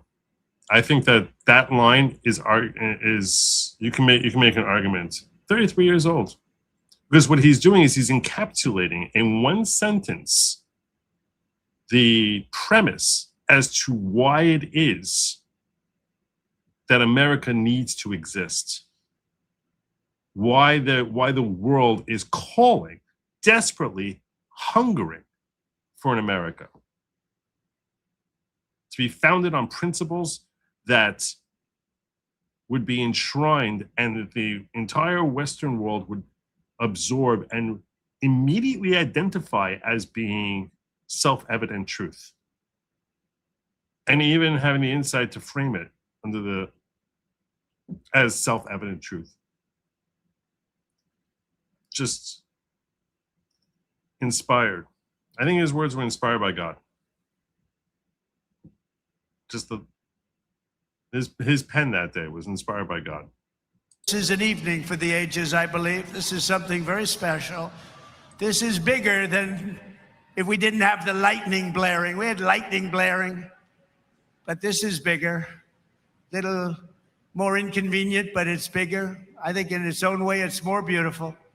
From the beginning, we were a nation that lived by the motto, victory or death, and live free or die. 1 out of every 100 Americans gave their lives in the fight for independence. To remind us of who these heroes were and what they gave us, we are honored to have here tonight in the heart of our nation's capital one of the very first American flags ever to exist. Dating back to 1777. It bears the 13 stars and 13 stripes of the 13 states that declared independence on the 4th of July.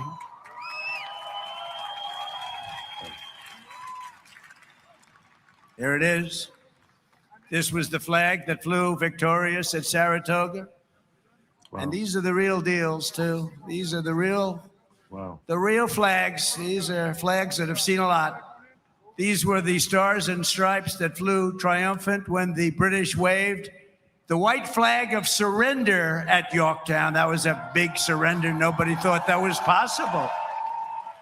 They were the greatest power of the world. And Battle of Saratoga, which was actually where Benedict Arnold, before he turned traitor, what heroically and valiantly was riding on a horse and got injured pretty badly in the leg, but was, they say, he led the charge for what was a critical victory for the Continental Army, as the British were marching south from Carolina and looking to cut off the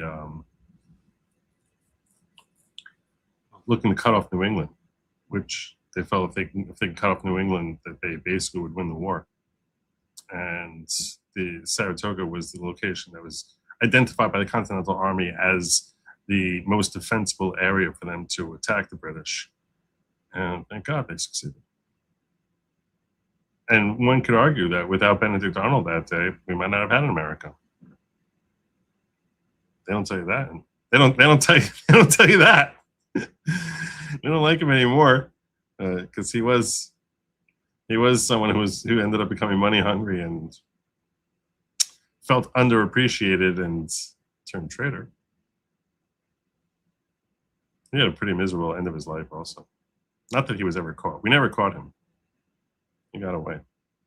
But yeah, his efforts that day, one could argue, without that, we don't win the war. they surrendered, and that was the beginning. Ever since, the entire world has been on notice that Americans will never let anyone take our freedom away. Won't happen. And all these talks from the communists, they haven't got a chance. Not even a chance. We don't want communists in our country. Tell them.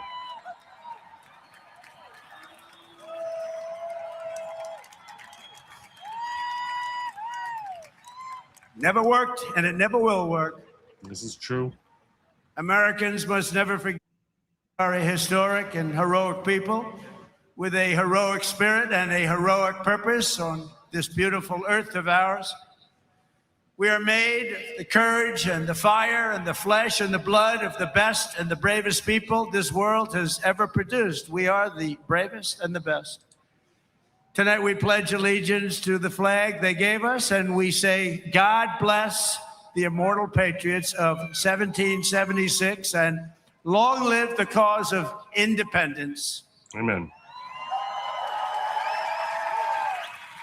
The 5-year war, long forever war. and ever and ever. We will always be on top. We will never let our country fall. We will always be the best. Our founders not only won our liberty, they secured it with the most righteous political document ever conceived. It's called the Constitution of the United States. Very special. And it's because of their genius that we remain the finest people on the planet after 250 years. Unlike so many. By the way, about him throwing in here, like in attacking communism, when I was watching that clip of Andrew Branca, he correctly pointed out that it's very, very important to call out communism. They're desperately trying to resurrect communism right now as being a positive thing, as being a good thing, and marketing it to a target market which is too young, too stupid, and too uneducated, and lacking the critical analysis to actually understand just how evil, dark, and self-destructive communism inevitably is. So it's important for us to label our enemy, as Andrew Branca pointed out. He's completely correct. One of the weapons that the left desperately tries relying upon is the notion that they're not going to get called out by name. They're continually changing the name from anything that they feel is deemed unpopular into something that they feel may be better branding, better packaging. Same stupid ideas, lousy concepts, failures of design. But let's just give it a better name. So that's why, they went from liberalism to leftism to progressivism, from communism to socialism. And if you say, you're a communist, they'll be like, no. If you look at the technical definition of communism, it's very different from socialism, which is true.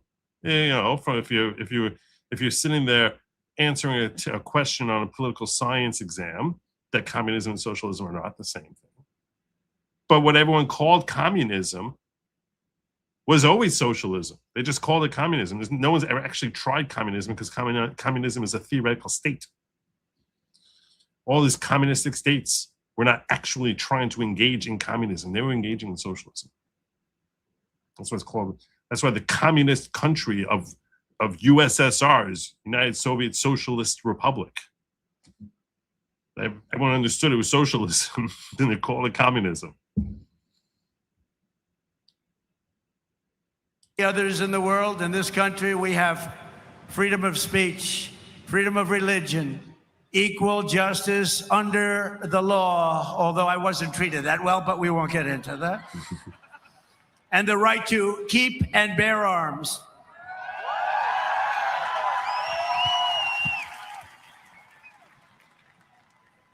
And for the almost 6 years that I was president, I guarded very, very powerfully your Second Amendment, and they didn't do a thing to it, and it was not easy. But we guard your Second Amendment. We guard it very, very strongly and cautiously. Across the generations, Americans have fought, bled, and died, not just to secure those rights, but to expand them to citizens of every race, religion, color, and creed. Because we are one people, we are one family. You showed that tonight with one flag. And as our Declaration of Independence tells us, we are all made in the image of one Almighty God.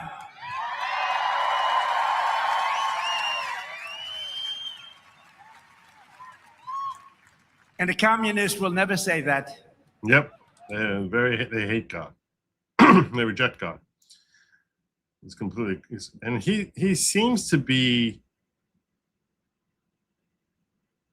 It's going to sound a little bit strange, and some of you might take offense that this is a little bit too deferential to Trump. If you queried the founding fathers about God, they're obviously each different individuals and had different feelings about God.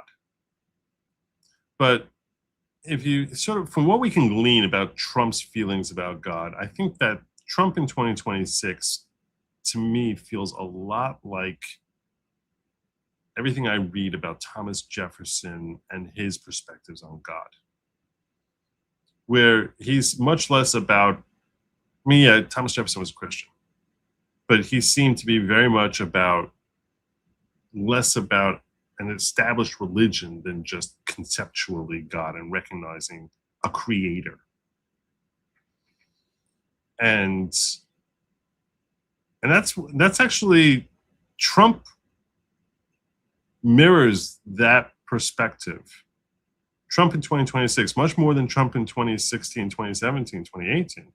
But in the wake of all these assassination attempts, he seems to have a very stronger feeling towards a recognition of God. More so than Christianity.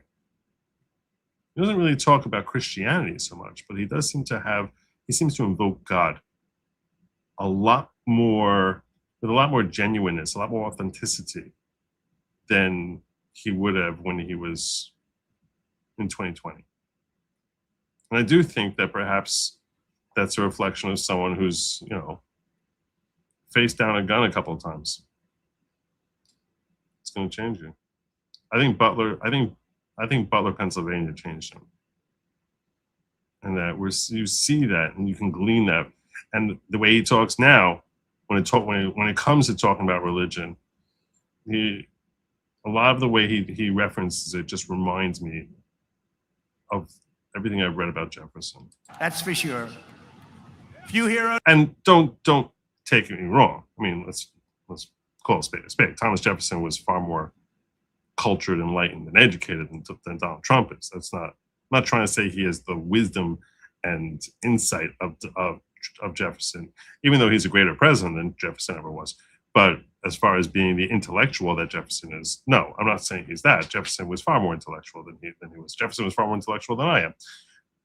But as far as just, from a religious perspective, I think that you can see a lot of similarities in the way they seem to feel a relationship with God. Remind us of these truths more than William Carney, who escaped slavery to become a Union soldier in the Civil War, which was a very big deal at the time.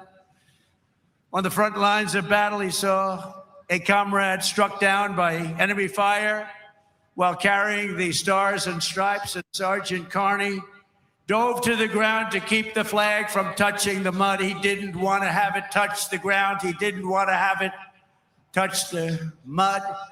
He wanted it to be perfect. He raised it high above the field and was shot 4 times. They thought he was gone, but he kept moving forward. He loved our country. He loved our flag. Before he returned to camp and announced, "Boys, the old flag never touched the ground."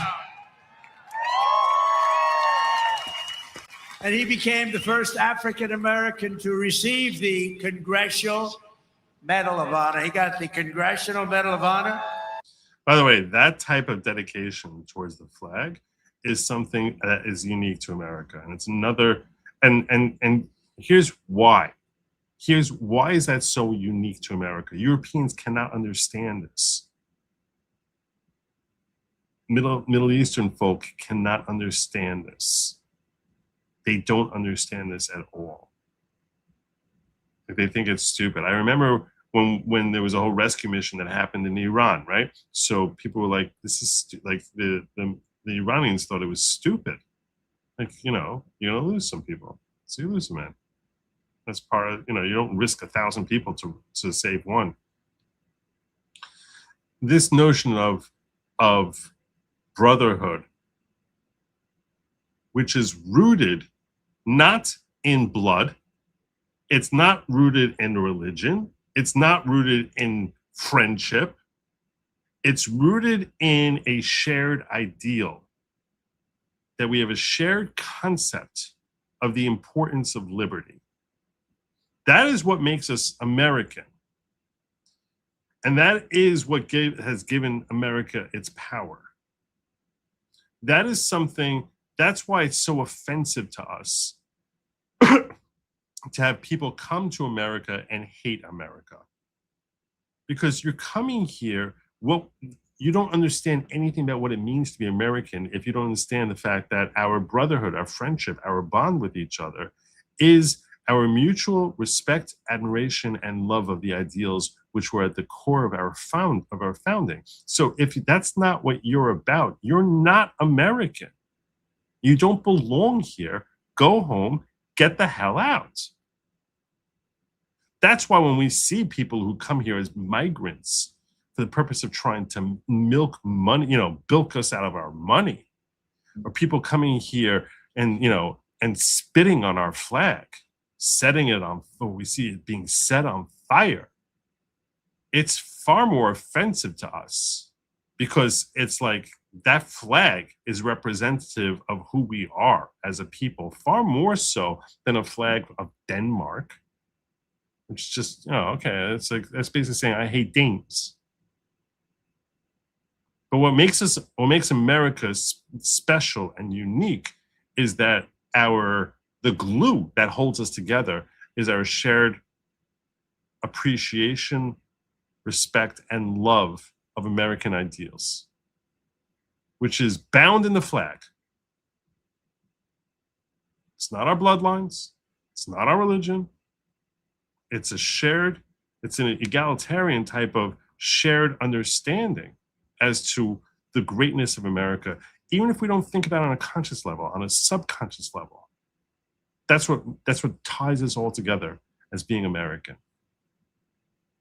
And that's why taking a bullet to keep the flag from being disrespected is something that every American can take great pride in. Because that is standing up for, it's like you're standing up for me. Because those ideals are a core of who we are. And he was the first African American. And he Well, I should have gotten some of these chats, by the way. It makes sense the hot air coming from European politics is the cause of the heat wave. If only an American named Carrier figured it out in 1902.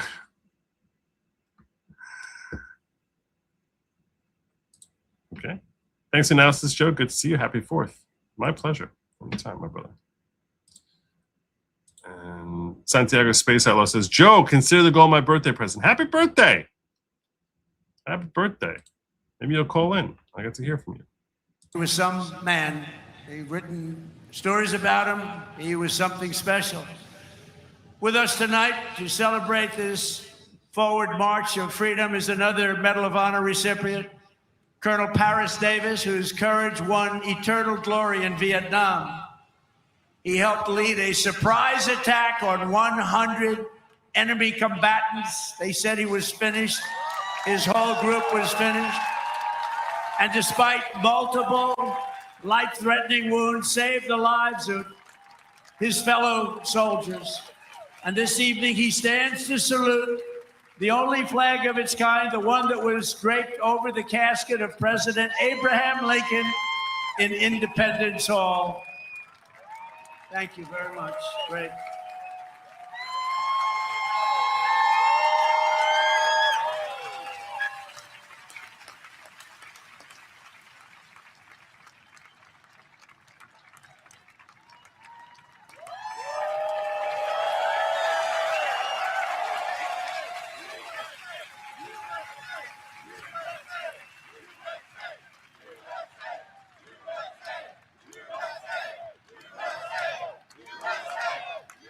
He looks better than I do. He looks great, and he's brave. Because of heroes like these, our flag will always be a symbol of liberty and justice for all.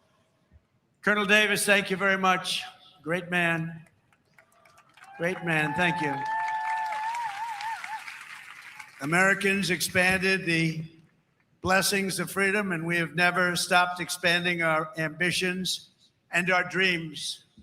We had the American dream. We never had the American dream, however, like we have it right now. The American dream is back, very strong, beautiful. You know, to get into our military now is tough. 2 years ago, we couldn't fill a job, and now it's overflowing. We have so many, setting records. We're setting records. It's actually hard to get in. That includes our great police forces and our firemen. They couldn't hire anybody. Nobody wanted to do it. Now it's hard to get those positions, but it's really hard to get into our military because people respect and love our country again.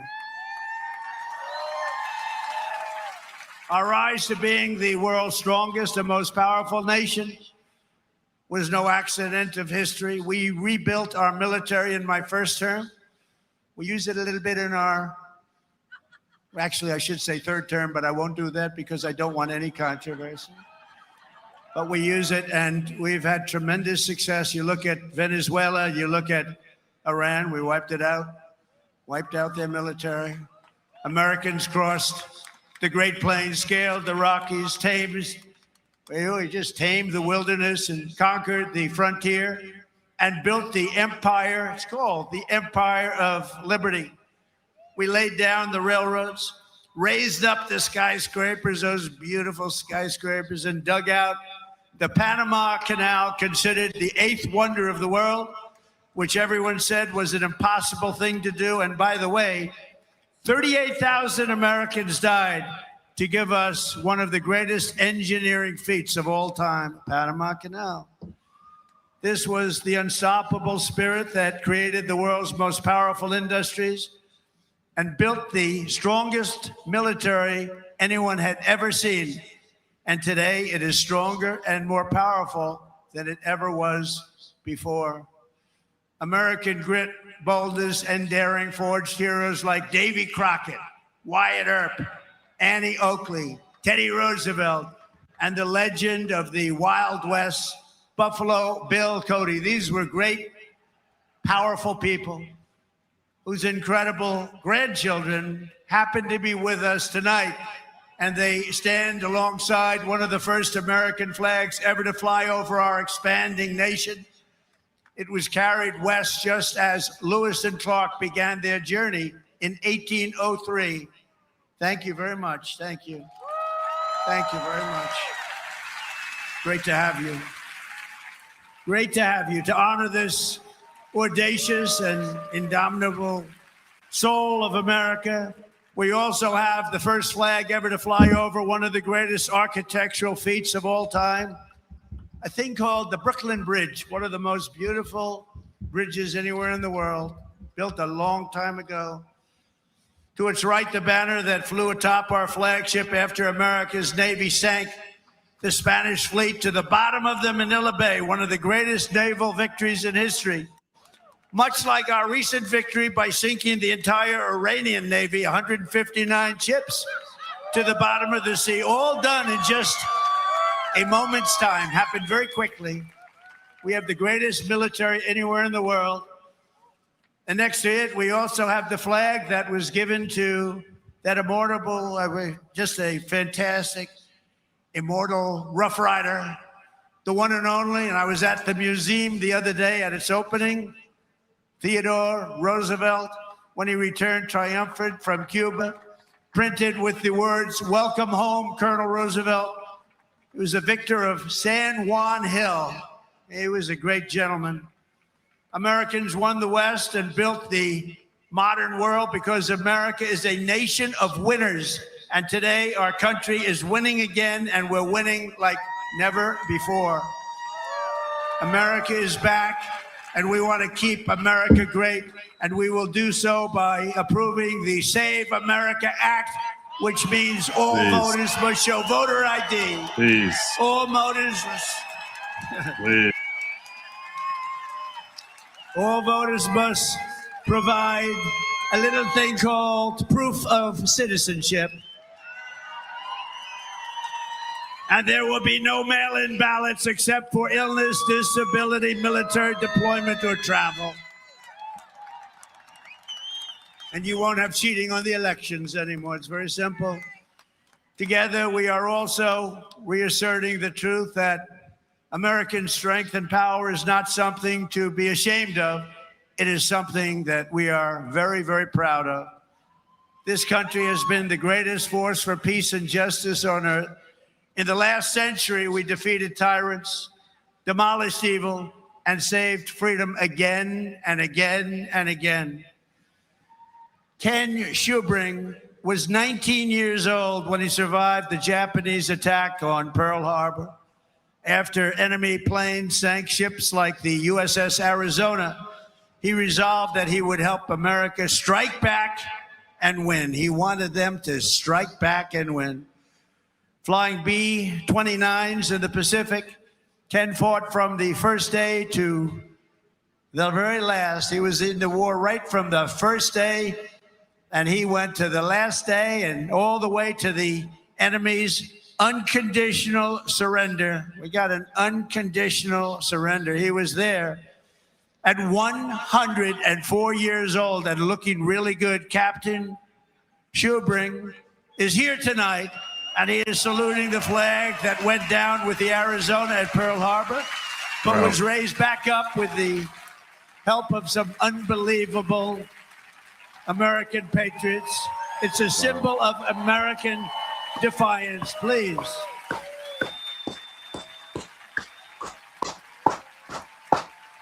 This is great. I love that he's basking in the richness of American history. and those who so willingly Thank you, Captain. jumped into the fray to sacrifice, Thank you, Captain. risking everything.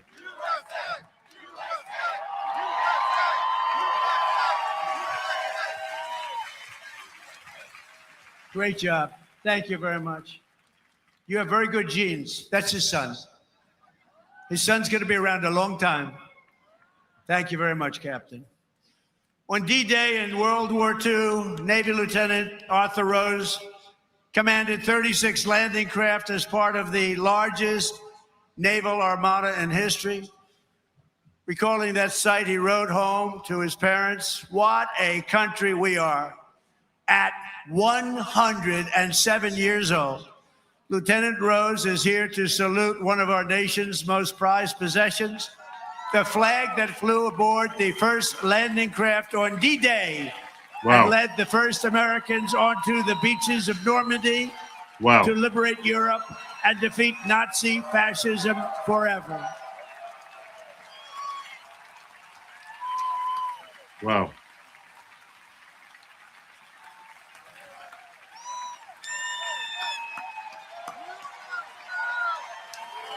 It was great. It was great.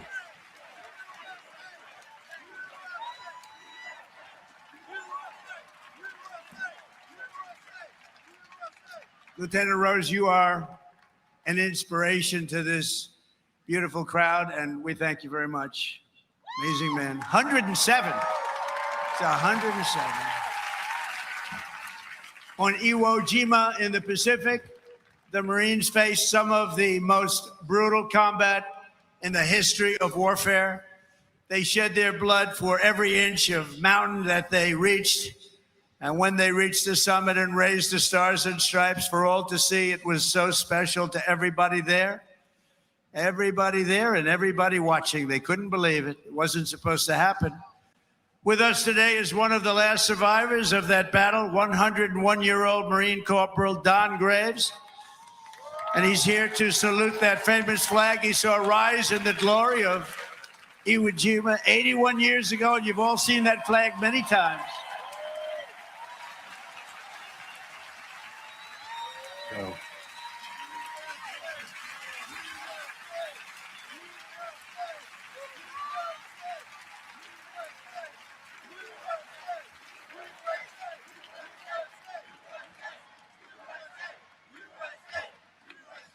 So, ladies and gentlemen, these are the fighters and the banners of the greatest generation. They are the greatest generation. I hate to admit that, but they are. They saved the world and they made America very, very proud. We're very proud of you, heroes all. And after we vanquished fascism, Americans stood against the evil of communism in the Cold War. And as I said last night at the beautiful Mount Rushmore, what a beautiful place, where Washington, Jefferson, Lincoln, and Theodore Roosevelt loomed over my shoulder as I spoke. America will never be a communist country. Won't happen. Communism is a loser, and it always will be. The communist system is the opposite of the American system, and the communist system has never worked. Our warriors did not fight communism on battlefields across the world, only to have that menace rear its ugly head right back here in America. We're not going to let it happen.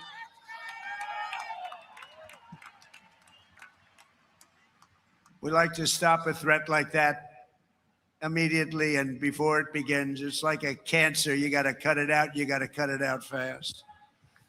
Tonight, we proudly thank veterans of the war on communism, including Marine Corporal Pat Finn and Private First Class Rudy Meekins, who fought at the famed Battle of Chosin Reservoir in Korea. That was a rough one.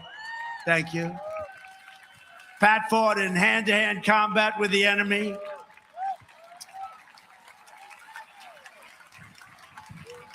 He had 5 against him, and he was 1. And as you can see, he's around to talk about it. And Rudy was wounded 4 times, but never stopped shooting, and he never stopped moving forward. And also with us is Veteran Sonny Ray, who fought heroically against an enemy force 10 times his unit size and earned a tremendously deserved Silver Star. Tonight, they salute one of the very first 50-star flags to fly above the field of battle. This was about the beginning of the 50. And right next to it is one of the last flags from Checkpoint Charlie, very famous place on the Berlin Wall, where American freedom finally brought communism crashing down to an end. Thank you so much. You are really very special. Thank you.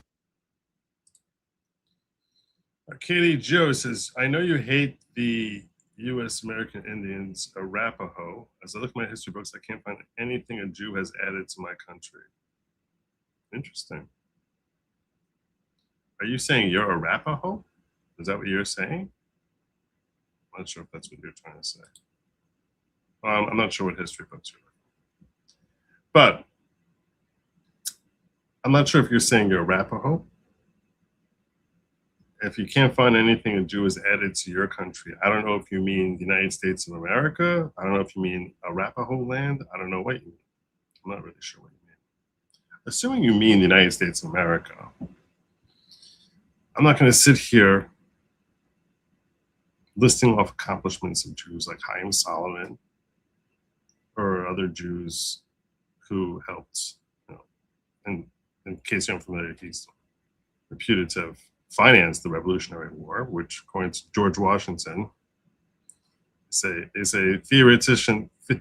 People who love to play war think about tactics and strategies. People who actually fight wars worry about logistics, i.e., how to feed your army, how to finance your army. So by that logic, there wouldn't be United States of America without Chaim Solomon, amongst many others. Not saying that he's the essence of what founded America at all. There's countless individuals who played various roles. But I'm not even sure I understand the nature of what your question is here, because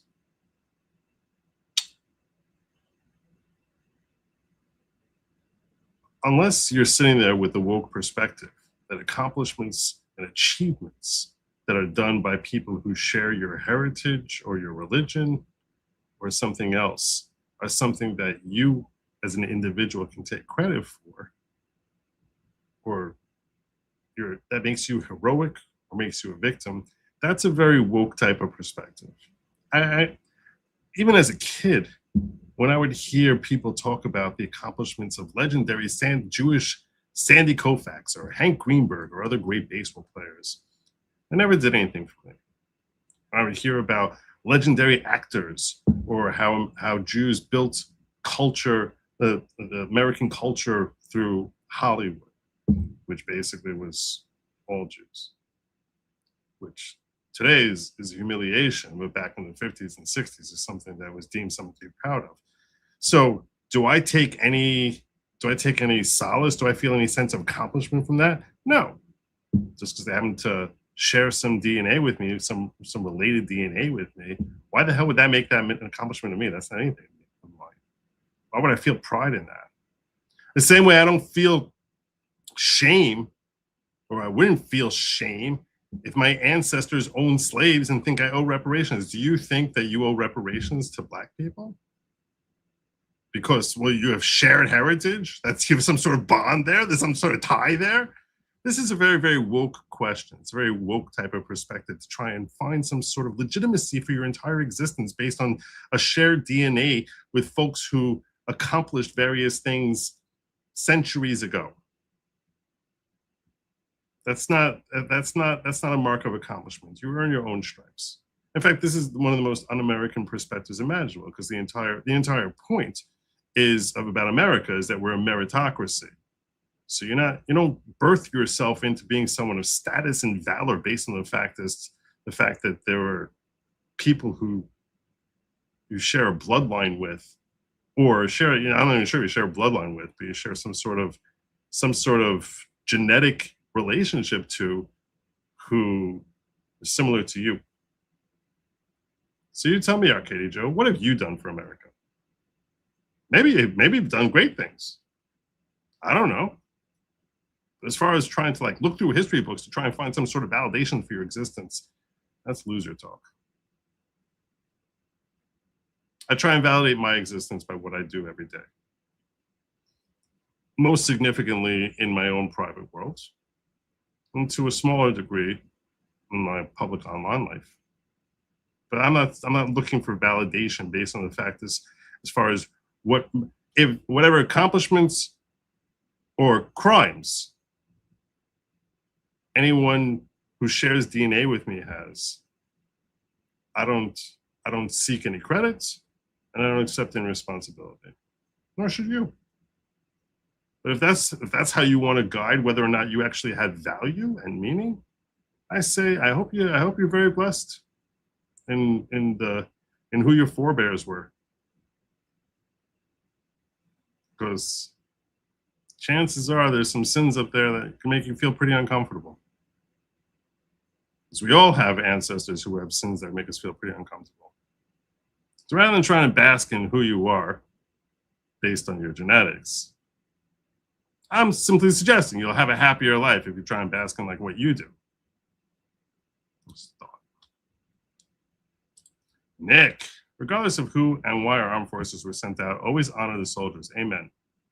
Politicians who can vote in and out. A veteran is always a veteran. That's why I love what he's doing here. That's why I think what he's doing here is great.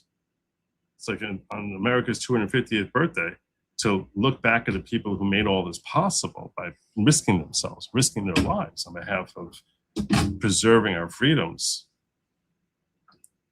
That's the essence of what being American is, because they actually earn their own accomplishments.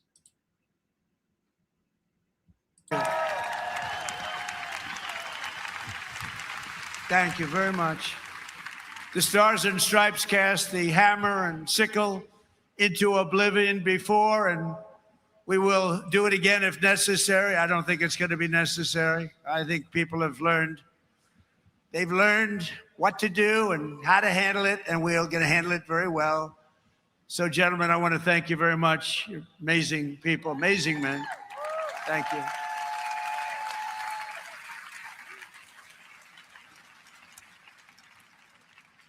How about that, huh? Isn't that great? What an honor it is to be with them.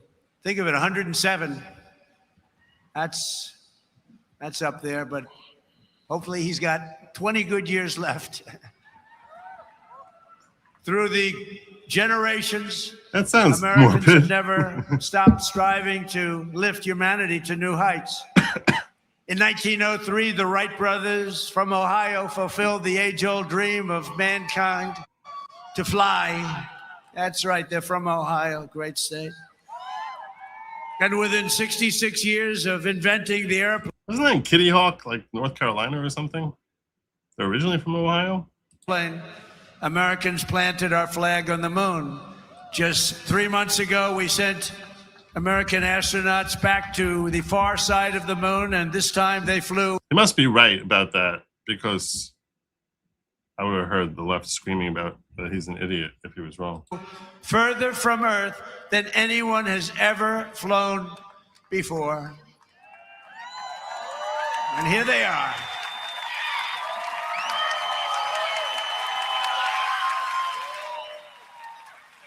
So tonight we're joined by that crew of NASA. Well, they were born in Dayton, Ohio. Well, I was right. It was Kitty Hawk, North Carolina, but they were born in Dayton, Ohio. Artemis, you know the crew, everybody. Artemis 2, and everybody watched. Isn't that amazing? And they became very famous. Everybody watched. I was watching. I don't know what it was. That one got the attention of everybody. And along with the last man to walk on the moon, Apollo 17 astronaut Jack Schmitt. Thank you, Jack. You look like you could be with them, Jack. You look very good. You look very good, Jack. Thank you very much. What a job. Everybody was watching. I was with a group of people that normally wouldn't be watching, and we're having a big dinner, and they all said, we want to turn on, we want to watch Artemis 2. A lot of people said, "What is that?" By the end of the evening, they knew. It was amazing. And along with Jared, where is Jared? He is so great. He's running NASA. What a job he's done. So I want to thank you all. Thank you very much. Great job.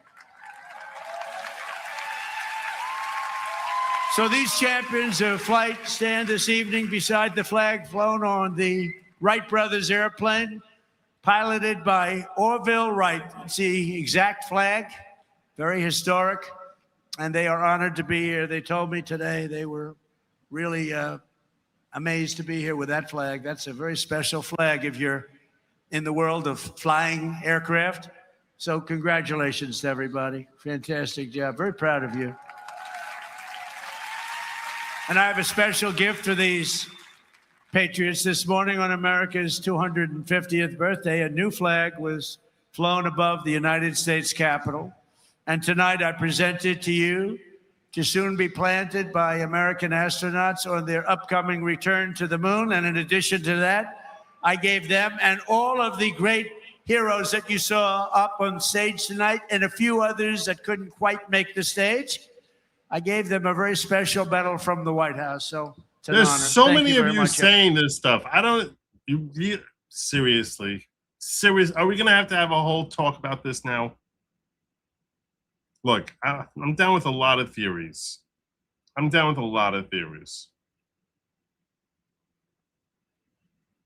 But I'm seeing a lot of people. Who is it? Someone here. Yeah, this one here, GMB. The actor nuts. Wait, really?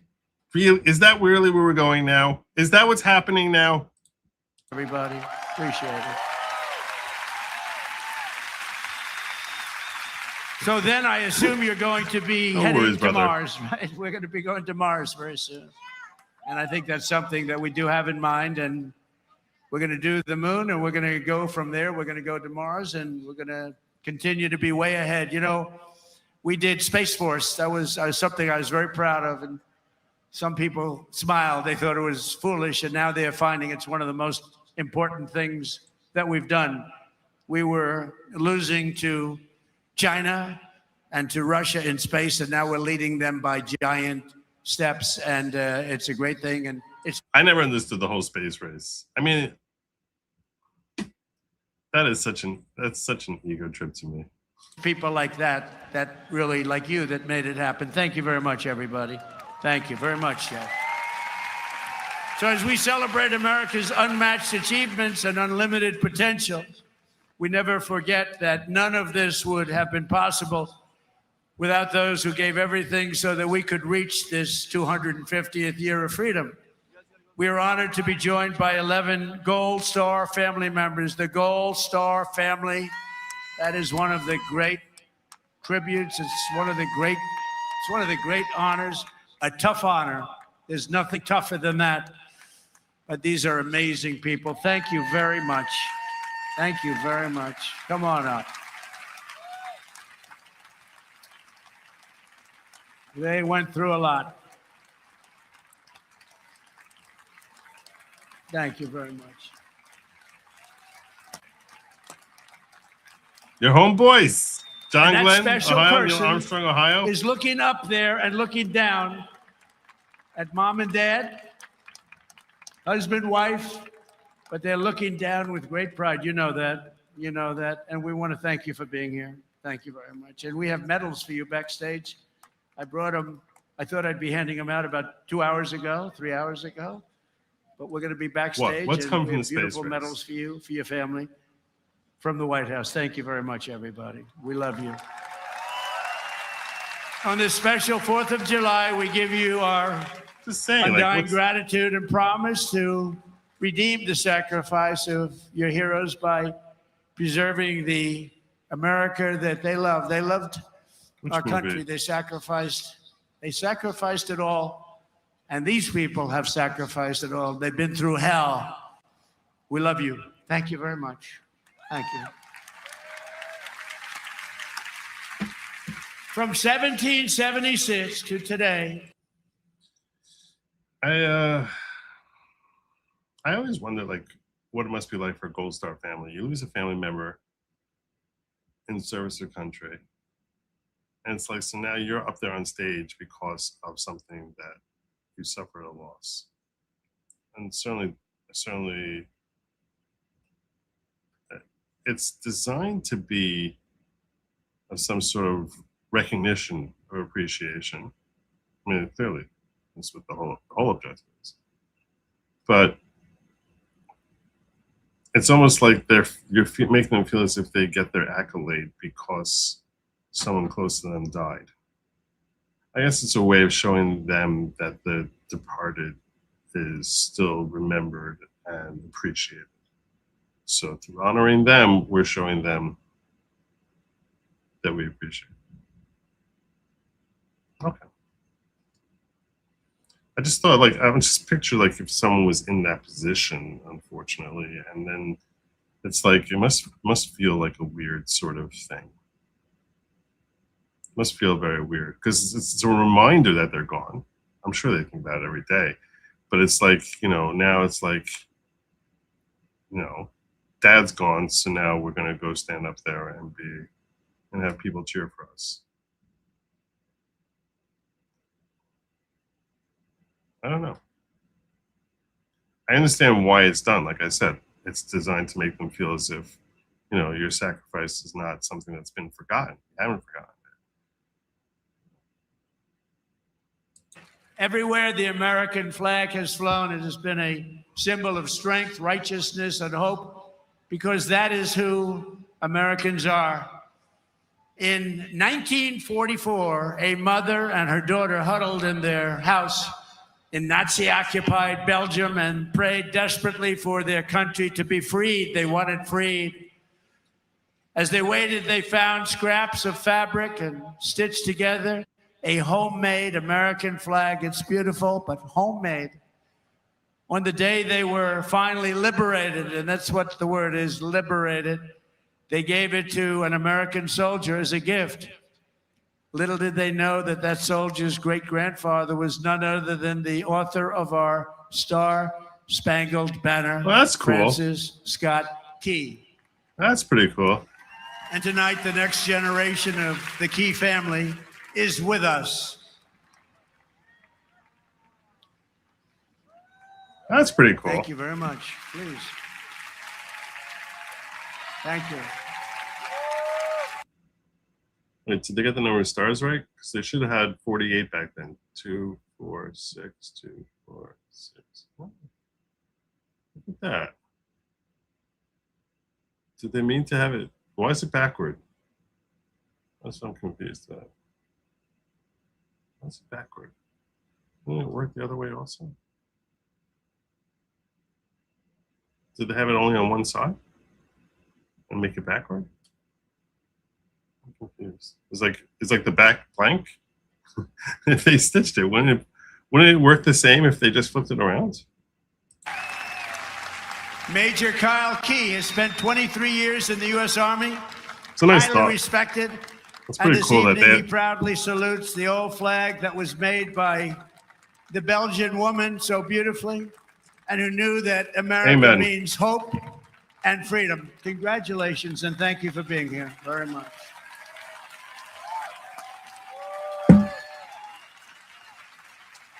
Okay, no, okay, look, I'm not And in conclusion, Augustus. I'm not passing judgment that they got it backwards. I'm just wondering why it's backwards. Meaning, if they flipped it around, wouldn't you see the other side of it, and then it would be like right side up, or is the other side blank? That's my question. Am I the only one who doesn't who thinks that the other side probably, if you've just flipped it the other way, it would actually be right? Like maybe they did it right, maybe they didn't do it wrong. That's my point.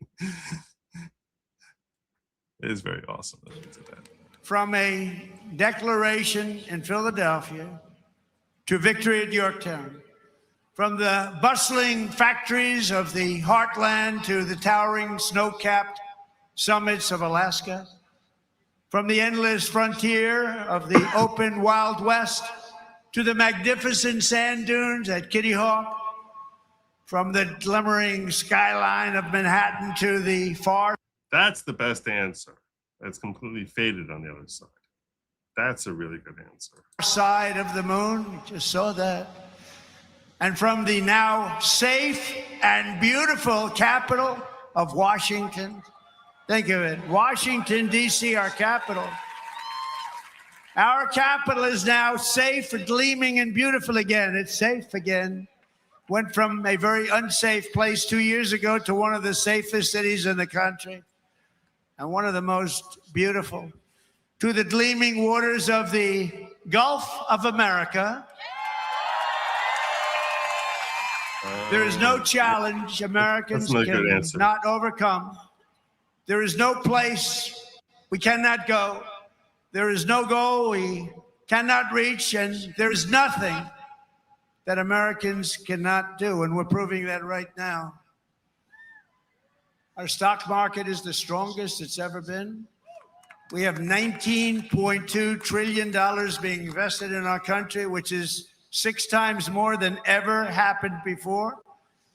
We're building more factories in the United States than ever before. Everyone's 401ks are at the highest number they've ever been. And more people are working today in the United States than any time in the history of our country. But in this country, we can achieve the wildest and most impossible dreams.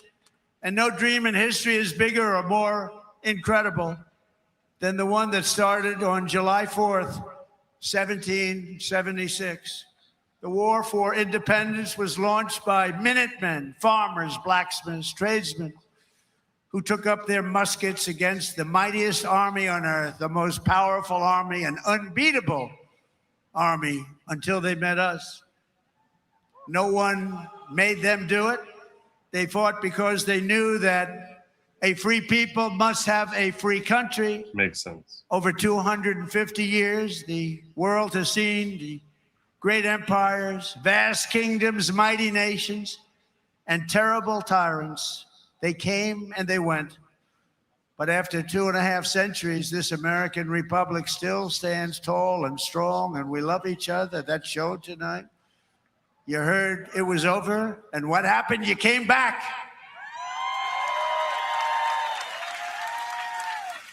And this American flag still waves proud and free and beautiful.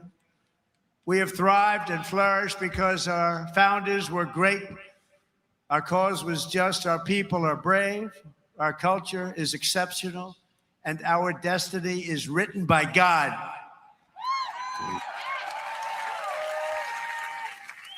And as we can see here tonight, after 250 years, the spirit of 1776 still lives within us all. It still roars in the hearts of our nation's capital. It still burns in the heart of every patriot, thunders through every city and town, and it still lights the entire world with the glow of American liberty. And there is nothing like that. At 250 years old, we may be the oldest constitutional republic on earth, but our country is just getting started because the best is yet to come. Amen. This is only the dawn of the golden age of America. And on this 250th 4th of July, we declare, just as they did 2.5 centuries ago, that for our country and for our children and for the cause of liberty, we are going to take our country to new levels, to levels not reached. We're going to make it bigger, better, stronger, and we're going to love it even more. And I just want to thank you. And the inconvenience of lightning can do that, but lightning will never stop you. And I want to thank everybody, and we love you all. And it's an honor to be your president. Thank you. God bless you all. God bless you all. Thank you. Well done. That's my president. We have a great fireworks display tonight, and I'm going to be watching it with you. It's going to start very quickly. So thank you very much. You're going to really like this. Thank you very much, everybody. There you go. There you go. All right. I said I was going to open the phone lines. We hit our goal, so I'm going to open the phone lines up right now. If you're interested in calling in, the number to call is 972-454-0703, 972-454-0703. I'm going to remind you to please hit like and subscribe while you're here. If you can, I'd be much obliged. Maybe if you're watching after the show, drop a comment. Even say Happy Independence Day, Joe. That'll work. I'm happy belated. You don't have to say belated. You can. But yeah. But the number is 972-454-0703. You're going to see it scrolling across the screen in just a moment. I've just got to open my phone. So I actually hear your call. So it actually comes in. 20 messages. Okay. My phone lines are now open. Where's that banner? There it is. Call number is 972-454-0703. It's 972-454-0703. I should also remind you all that the balance of the week we have a sale going on in honor of our 250th anniversary on our Good Lawgic merch shop, where 25% off anything in stock. Call from make sure you check it out Dick this Parker. week. Dick Parker wins the race. How's it going, brother? I'm good. How Happy are you? 250th. Happy Yeah, 250th. How are you? Doing just fine. I was watching a PBD podcast after October 7th occurred, and there was someone on there. I forget his name. He's the Egyptian comedian, but he can't go home because they'd kill him. But he was messing with the Jew that PBD has on there. I forget his name, but he was asking him, how many Jews should be okay for how many Hamas should they be able to kill after what they did on October 7th? And I just did because I'm mathematics is my thing, and I did just a quantitative estimate. This guy was talking about the Jews hadn't done anything for our country. Oh, and I thought that was funny. And so I did it just quantitatively. There's like I googled how many Muslims in the world, how many Jews in the world, divided that, and it was like for the 1,300 Jews they killed on that day. I think that the amount was they should have been allowed to kill like 140,000 of them. Yeah. And then if you did qualitative analysis, I just went by just the number of Nobel Prizes in the sciences, not the literature, not the peace, just the sciences. It was like they've been going for 100 years, and there's 3 of them a year. And the Jews have won like 25% of them. The Muslims, I don't think they won any, maybe 1. Yeah. So putting that on the number. I was thinking that when I saw that, I was like, should I tell him, like, yeah, have you ever been to a doctor? Have you ever been to a doctor? Yeah. I responded to him in the comments. I said, they designed the bomb, the atom bomb, that we ended the World War II with, guys. Come on. I don't. Anyway. Yeah, it's like, I don't know. You heard of Albert Einstein? You heard of him? Yeah, Albert Einstein. You heard of the you theory heard of of that? every You heard of that fucking guy? thing. I don't know. It's one or Yeah, two things. I mean, but I don't look at it like, oh, since I don't take pride in the fact that Albert Einstein was Jewish. That's why when someone asks me a question like that, I'm like the worst guy to ask, because I never sit there like trying to calculate who's Jewish. The only people who try to figure out who's Jewish are people who really don't like Jews very much. So, yeah, they're ridiculous. Anyway, I just want to wish your family happy 250th. Thank you, my you brother. have a good evening. I appreciate love the your call, show, and I hope that you get to enjoy many, many more happy Independence Days. Yeah, All man. right. Hey, Have a good night, my brother. would have enjoyed to know about your discount before I bought my coffee mug, but it's okay. I'm sorry, brother. I should be getting it in a couple of days. No worries. All right, take have care. a good one. All right. Bye-bye. That was a Jew response.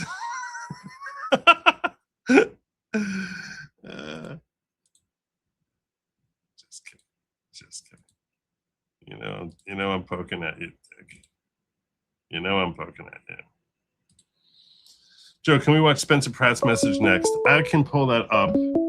I can definitely pull that up. Call from Jack Reeves, Viking Hotep. Jack Reeves, Viking hoods up. What was that? What is that? What I heard? Yes, sir. Thank you Hey. for taking my call, Mr. Lawgic. Oh, my pleasure. How are you, my friend? Oh, good. I've called in a bunch of times. Usually I'm the guy that does the comedy routines, but I didn't have it in me. No, that's okay. I really wanted to thank you for streaming tonight and playing President Trump's speech. That was really great, man. You had some amazing points that you brought to the table. Thank you. And yeah, not only did we land on the moon, but we're going to Mars, and you can't stop the Elon. You cannot stop the Elon. Yeah, all you people that want to eat the bugs and stuff, like, sorry, it's not going to happen. And I hate to disappoint you. I know you want the bugs, but no, just be happy. You're in America. Well, maybe not everybody, but we're just. I hate to I'm not quite sure how to explain this. Look, we're just better than you. We're Americans. That's amen. Yep. We're just better than you. And by the way, yeah, having the cojones to actually say that out loud, that's part of being American. Basking in American exceptionalism, that's a massive part of being American. That's what I was thinking about, like when he was talking about that whole thing with the flag not touching the ground. I was like, and I flashed back to hearing about how they look at that as American weakness, that we would sacrifice and send a whole division in to try and save one man. And it's just a concept that they don't understand, they don't get, and and the reason for that is because we have such value and appreciation for our ideals, that is what's binding us. That's what makes us a completely unique entity, and really not even in the same conversation as any other nation. And that's why when we see it fracturing, absolutely. When we see it fracturing here, it's much more delicate, our relationship. It's much more easy to be fractured. And when we see the hate, it bothers us so much more, because we're just like, look, we don't need you here. And if you don't like it, then just go wherever you're happier. It's not like it's not like you're my cousin. You're not my brother. What we're sharing is the ideals, and that's why the flag is so valuable. That's why America is so unique and so special, and that's what makes us so powerful, and that's what makes us. That's what makes America the greatest country. I mean, it's a dark ethos that the world has portrayed upon us that doesn't literally you can't understand it. I'm gonna put it to you: if you're still at a loss for words, so like why this gentleman and I are talking like this. See, we have something called the VFW, the Veterans of Foreign Wars. We have the American Legion. We have the DAV, Disabled American Veterans. We have these groups, and in these buildings, which are private clubs that you cannot go in unless you have served in the military or you have a family member that has served in the military. I am an auxiliary member of the VFW because my grandpa and all his cousins, and they all went and killed a bunch of, pardon my French Canadian, they killed a bunch of fucking Germans and shit. And as well as every fucking, like, all the way to the Civil War, fucking all the way back, the American Revolutionary War. Literally, my aunt was a lieutenant colonel in the Navy. She went to Ellis Island, and the lady guiding the tour was like, does anybody know what boat you guys came on? And my aunt raised her hand, and she's like, the Mayflower. And everybody looked at her, and then she took my grandma to a naval base and drove up to the front gate And the guy at the gate was like, "Oh, lady, you can't come in here." And she gave You really, by the way, you him really his come. ID. Your ancestors really came on the Mayflower. I'm first family of Virginia, like. Well, you're like the Lees. literally- You're like the Lees of Virginia. Yes, brother. No, like literally, I'm a direct descendant of the first Viking voyage that came to North America, Vinland, with Leif Erikson as well. My mother did like 20 years of genealogy. Really? Yeah, That's what you were saying when you said first Viking. I didn't understand what that meant. Wow. Yeah, yeah. She traced our shit all the way back. You're practically a Native American. You're practically a Cherokee. Well, let's just say, as a Viking from Denmark, I'm a Dane. Okay, Right. we're not as gentle as the rest of our Viking brethren, but we're much better poets. Right. Yeah, if you are and anyone from Western Europe, trust me, you all got a little Viking in you, because we went around the whole rape and pillage thing. We kind of get looked down upon, but literally, you had like some massive amount of Viking in your great eighth fucking grandma and shit. And that's why, we're such good looking people too, because we took the most beautiful women. There you go. That's a theory. That's a theory. Yeah, right well, there. it's not a theory. It's actually genetics, and you can somebody with a laptop and grok can probably write a manifesto about it or something. I don't know, but anyways, what hide your wife, hide your kids. They're raping everyone out here.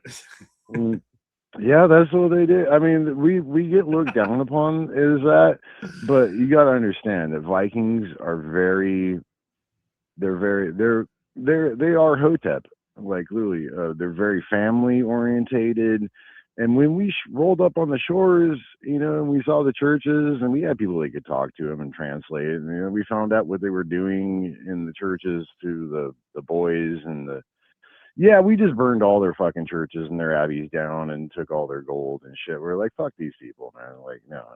And then And you mean that literally? Later, and when you say F those people, you mean it literally.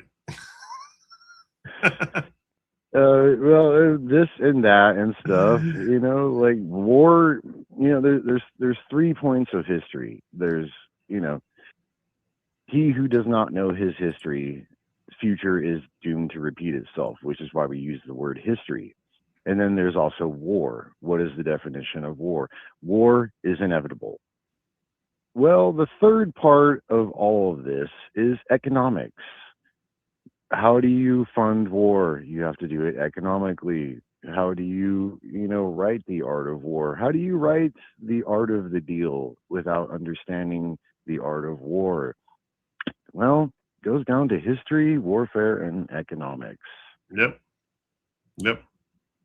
All right, my brother.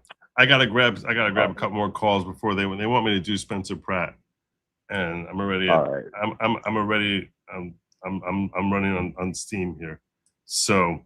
All right. Now I was a little long-winded. I apologize. No, that's okay. I appreciate the little history lesson, the whole background on Viking genetics. So. Thank you. I mean, I'm an American. It's not just my Viking heritage. It was me being an American. My ancestor coming on the Mayflower, first family of Virginia, colonizing. Like colonizing and stuff. It's like I started this off. Look, if you have a problem with America, I'm not sure how to explain this to you, but we are just better than you. Yep. By the way, just before you go, I'll let you know that as a kid growing up, so they used to play on July 4th. I don't know if they still do now because I haven't owned a TV in decades. But they used to play on July 4th the musical 1776 starring Jeff Daniels.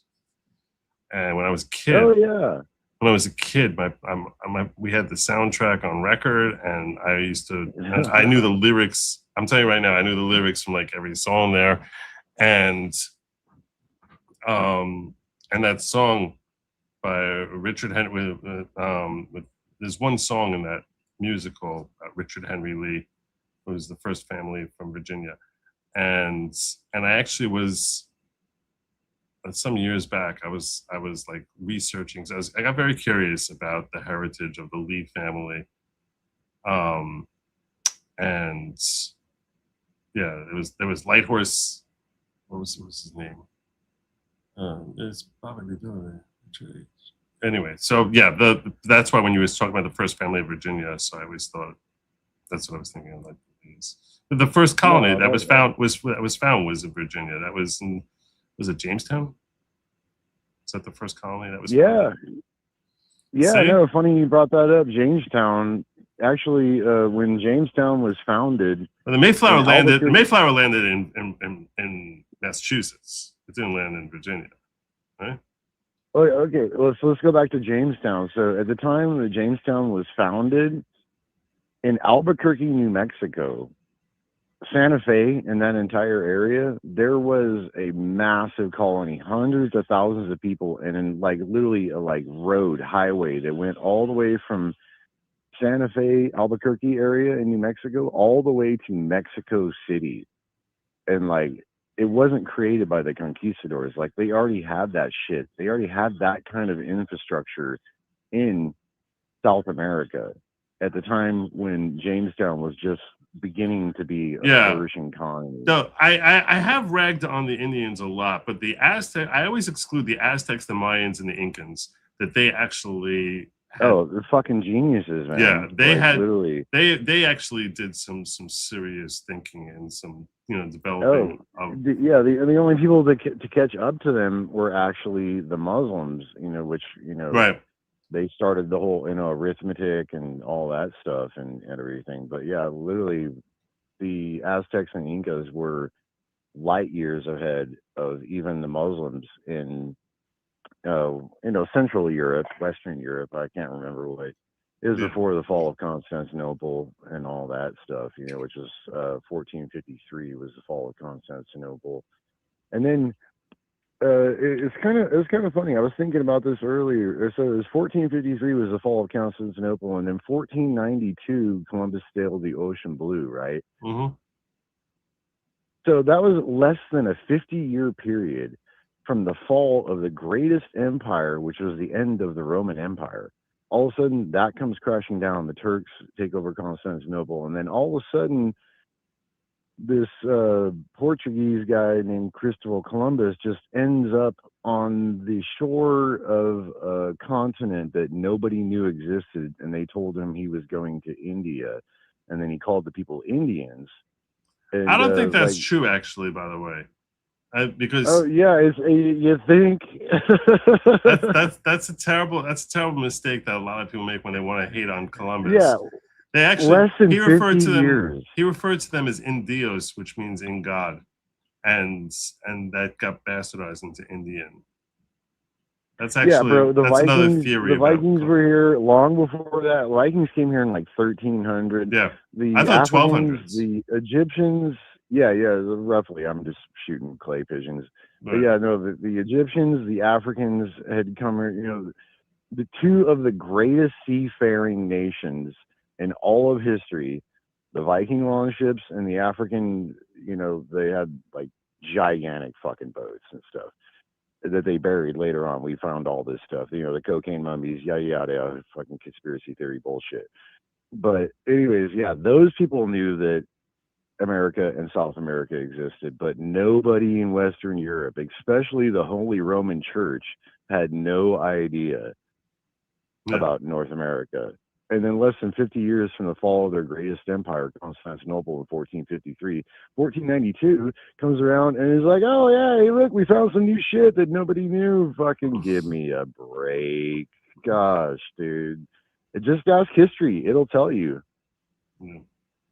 All right, my brother. All right. Hey, brother. Shalom. Thank you. You have a great night.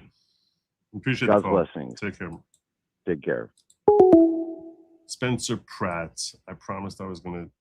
I've been hearing requests for the Spencer Pratt clip. Here's the video. He was attacking Mamdani for the message that Mamdani sent out for July 4th, Kami Mamdani. And Spencer Pratt, I watched the first couple minutes of it. I haven't watched it in its entirety, so let's check it out together. We all had to sit and watch that vile commie mayor sit on the wrong side of our founding fathers' desk to try and lecture us about our own history. Notice how the That desk supposedly was Washington's desk. communist always attacks your history. The communist must attack your history. Why? Because history is what anchors you. It's what makes us attached to something. Yep. Nostalgia is a hell of a drug. History breeds an almost irrational attachment to things, an attachment that is more powerful than anyone can imagine. Erasing history is how you demoralize people, how you unmoor them and detach them from their society so you can take it from them and rewrite it in your image. Think of your country like a home. What makes your home special? It's not the marble countertops or the expensive furniture or the fancy appliances. It's the memories you have there. That backyard is where we got married. That living room rug is where our son took his first step. Hey, don't touch that. That was his first teddy bear. It doesn't matter how torn and tattered that thing is. You will never get rid of it. And you will fight anyone who tries to take it away. Why? Because you have history with it. You ever buy a new home? Remember those first few months? Even the first few years there, it doesn't feel like home. It could be a million times nicer than the crappy apartment you came from, but it doesn't feel like home for a long time because you don't have history there. It's easy to knock down some walls, change the floor plan. If you have no memories to attach you to it, it's just wood and drywall. Who cares? Get rid of it. Memories make it a home, even the bad ones. Hey, remember when Dad hit his head on the rafter in the attic and we spent all night in the ER? That's the avocado tree I fell out of and broke my first bone. Isn't it weird how even the bad memories make us cherish a place? It's not like we long for those bad times, but bad times are part of what makes us stronger, a part of what makes us who we are. How can you resent those memories without fundamentally resenting who you are? And that's the key. And that's the key, is that they do resent who we are. That's the key. History is so important to humans that even bad memories anchor us to our home. And that's what the communist always starts with, the bad memories. Oh, we can get rid of that little story. We can knock down that statue. We can change the name of that street. That's a bad memory from our history. You don't want that memory hanging around. You're not a bigot, right? And slowly but surely, this wall comes down. Then that wall gets sledgehammered. The rafter where Dad hit his head, that's gone. The rub where your son took his first step, that's gone.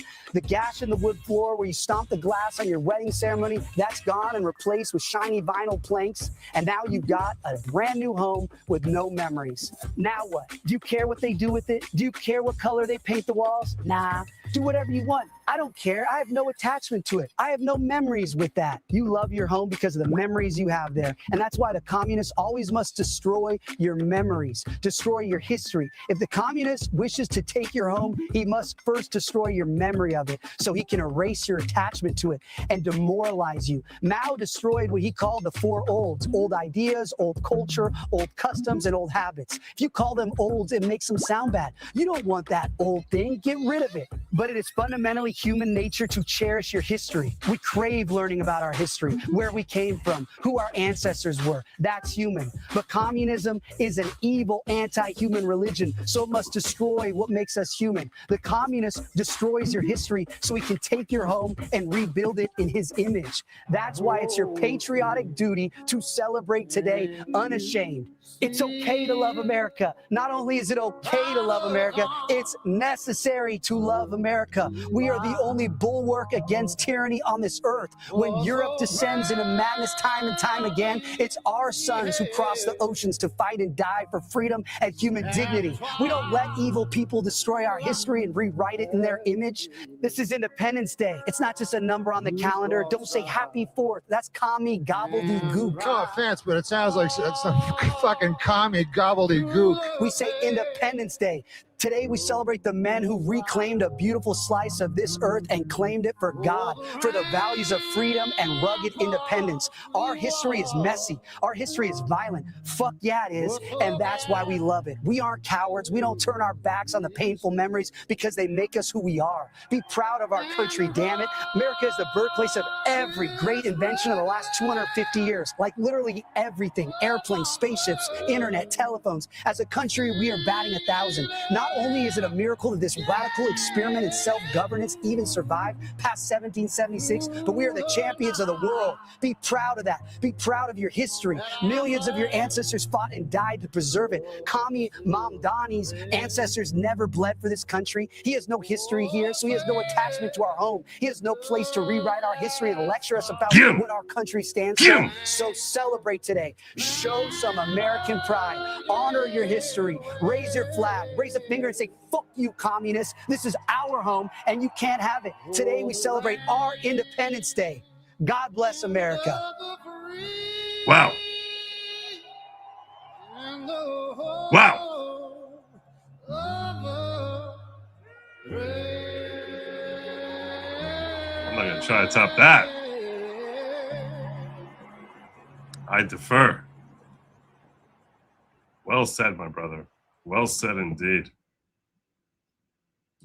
Wow. That was a banger. Dang. All right. I think anything after that is only going to be finishing on a high note. You got to finish on a high note, right? So I'm going to remind you, tomorrow I'm probably going to be streaming late. I decided I don't want to take nights off, unless I absolutely have to. So I don't want to take nights off. So I'm just giving you a heads up. Tomorrow I'm going to be streaming late. I have my son has a thing tomorrow as a father. I need to be there, and I will be there. I'm going to greatly enjoy it, but it means I'm not going to be getting back here probably till 10, 11 o'clock at night. So I'm probably going to be starting late tomorrow night. But I do plan on being here. It's like I said, I want to try and make sure I'm here every day. So you'll find me at goodlogic.locals.com, where you can basically figure out, we can basically get notifications as to what I am, where I am, what I'm doing, all that other good stuff. And what else do I have for you? Yeah, I hope you all had a wonderful Independence Day. And I'm going to remind you that Land Meat was never meant for you, it was meant for they, them. I guess I should tell you, it's time for our little closeout here, right? So what should we be doing? Just doing the closeout. Yeah, time to close out. So I'll just tell you that stay away from Land Meat, not meant for you, it's meant for they, them. And for Comrade Sparkle Hugs. Yeah, I like that line also. And do not eat the bugs. Just don't do it. Well, good night, everyone. Godspeed.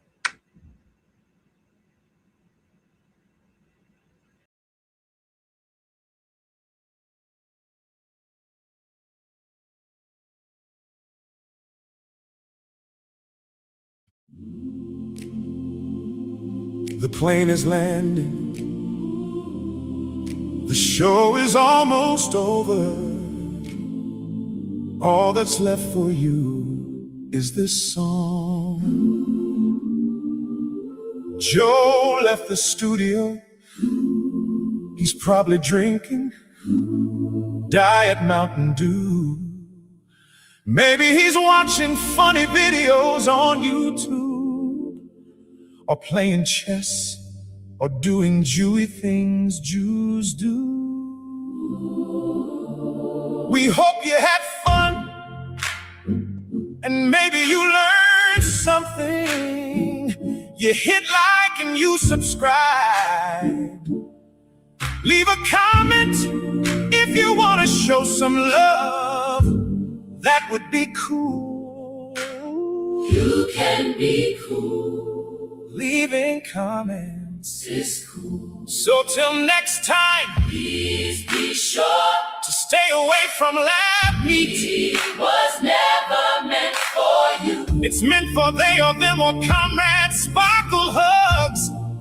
And most importantly, do not eat Z-bugs. Good night and Godspeed. Good night and Godspeed.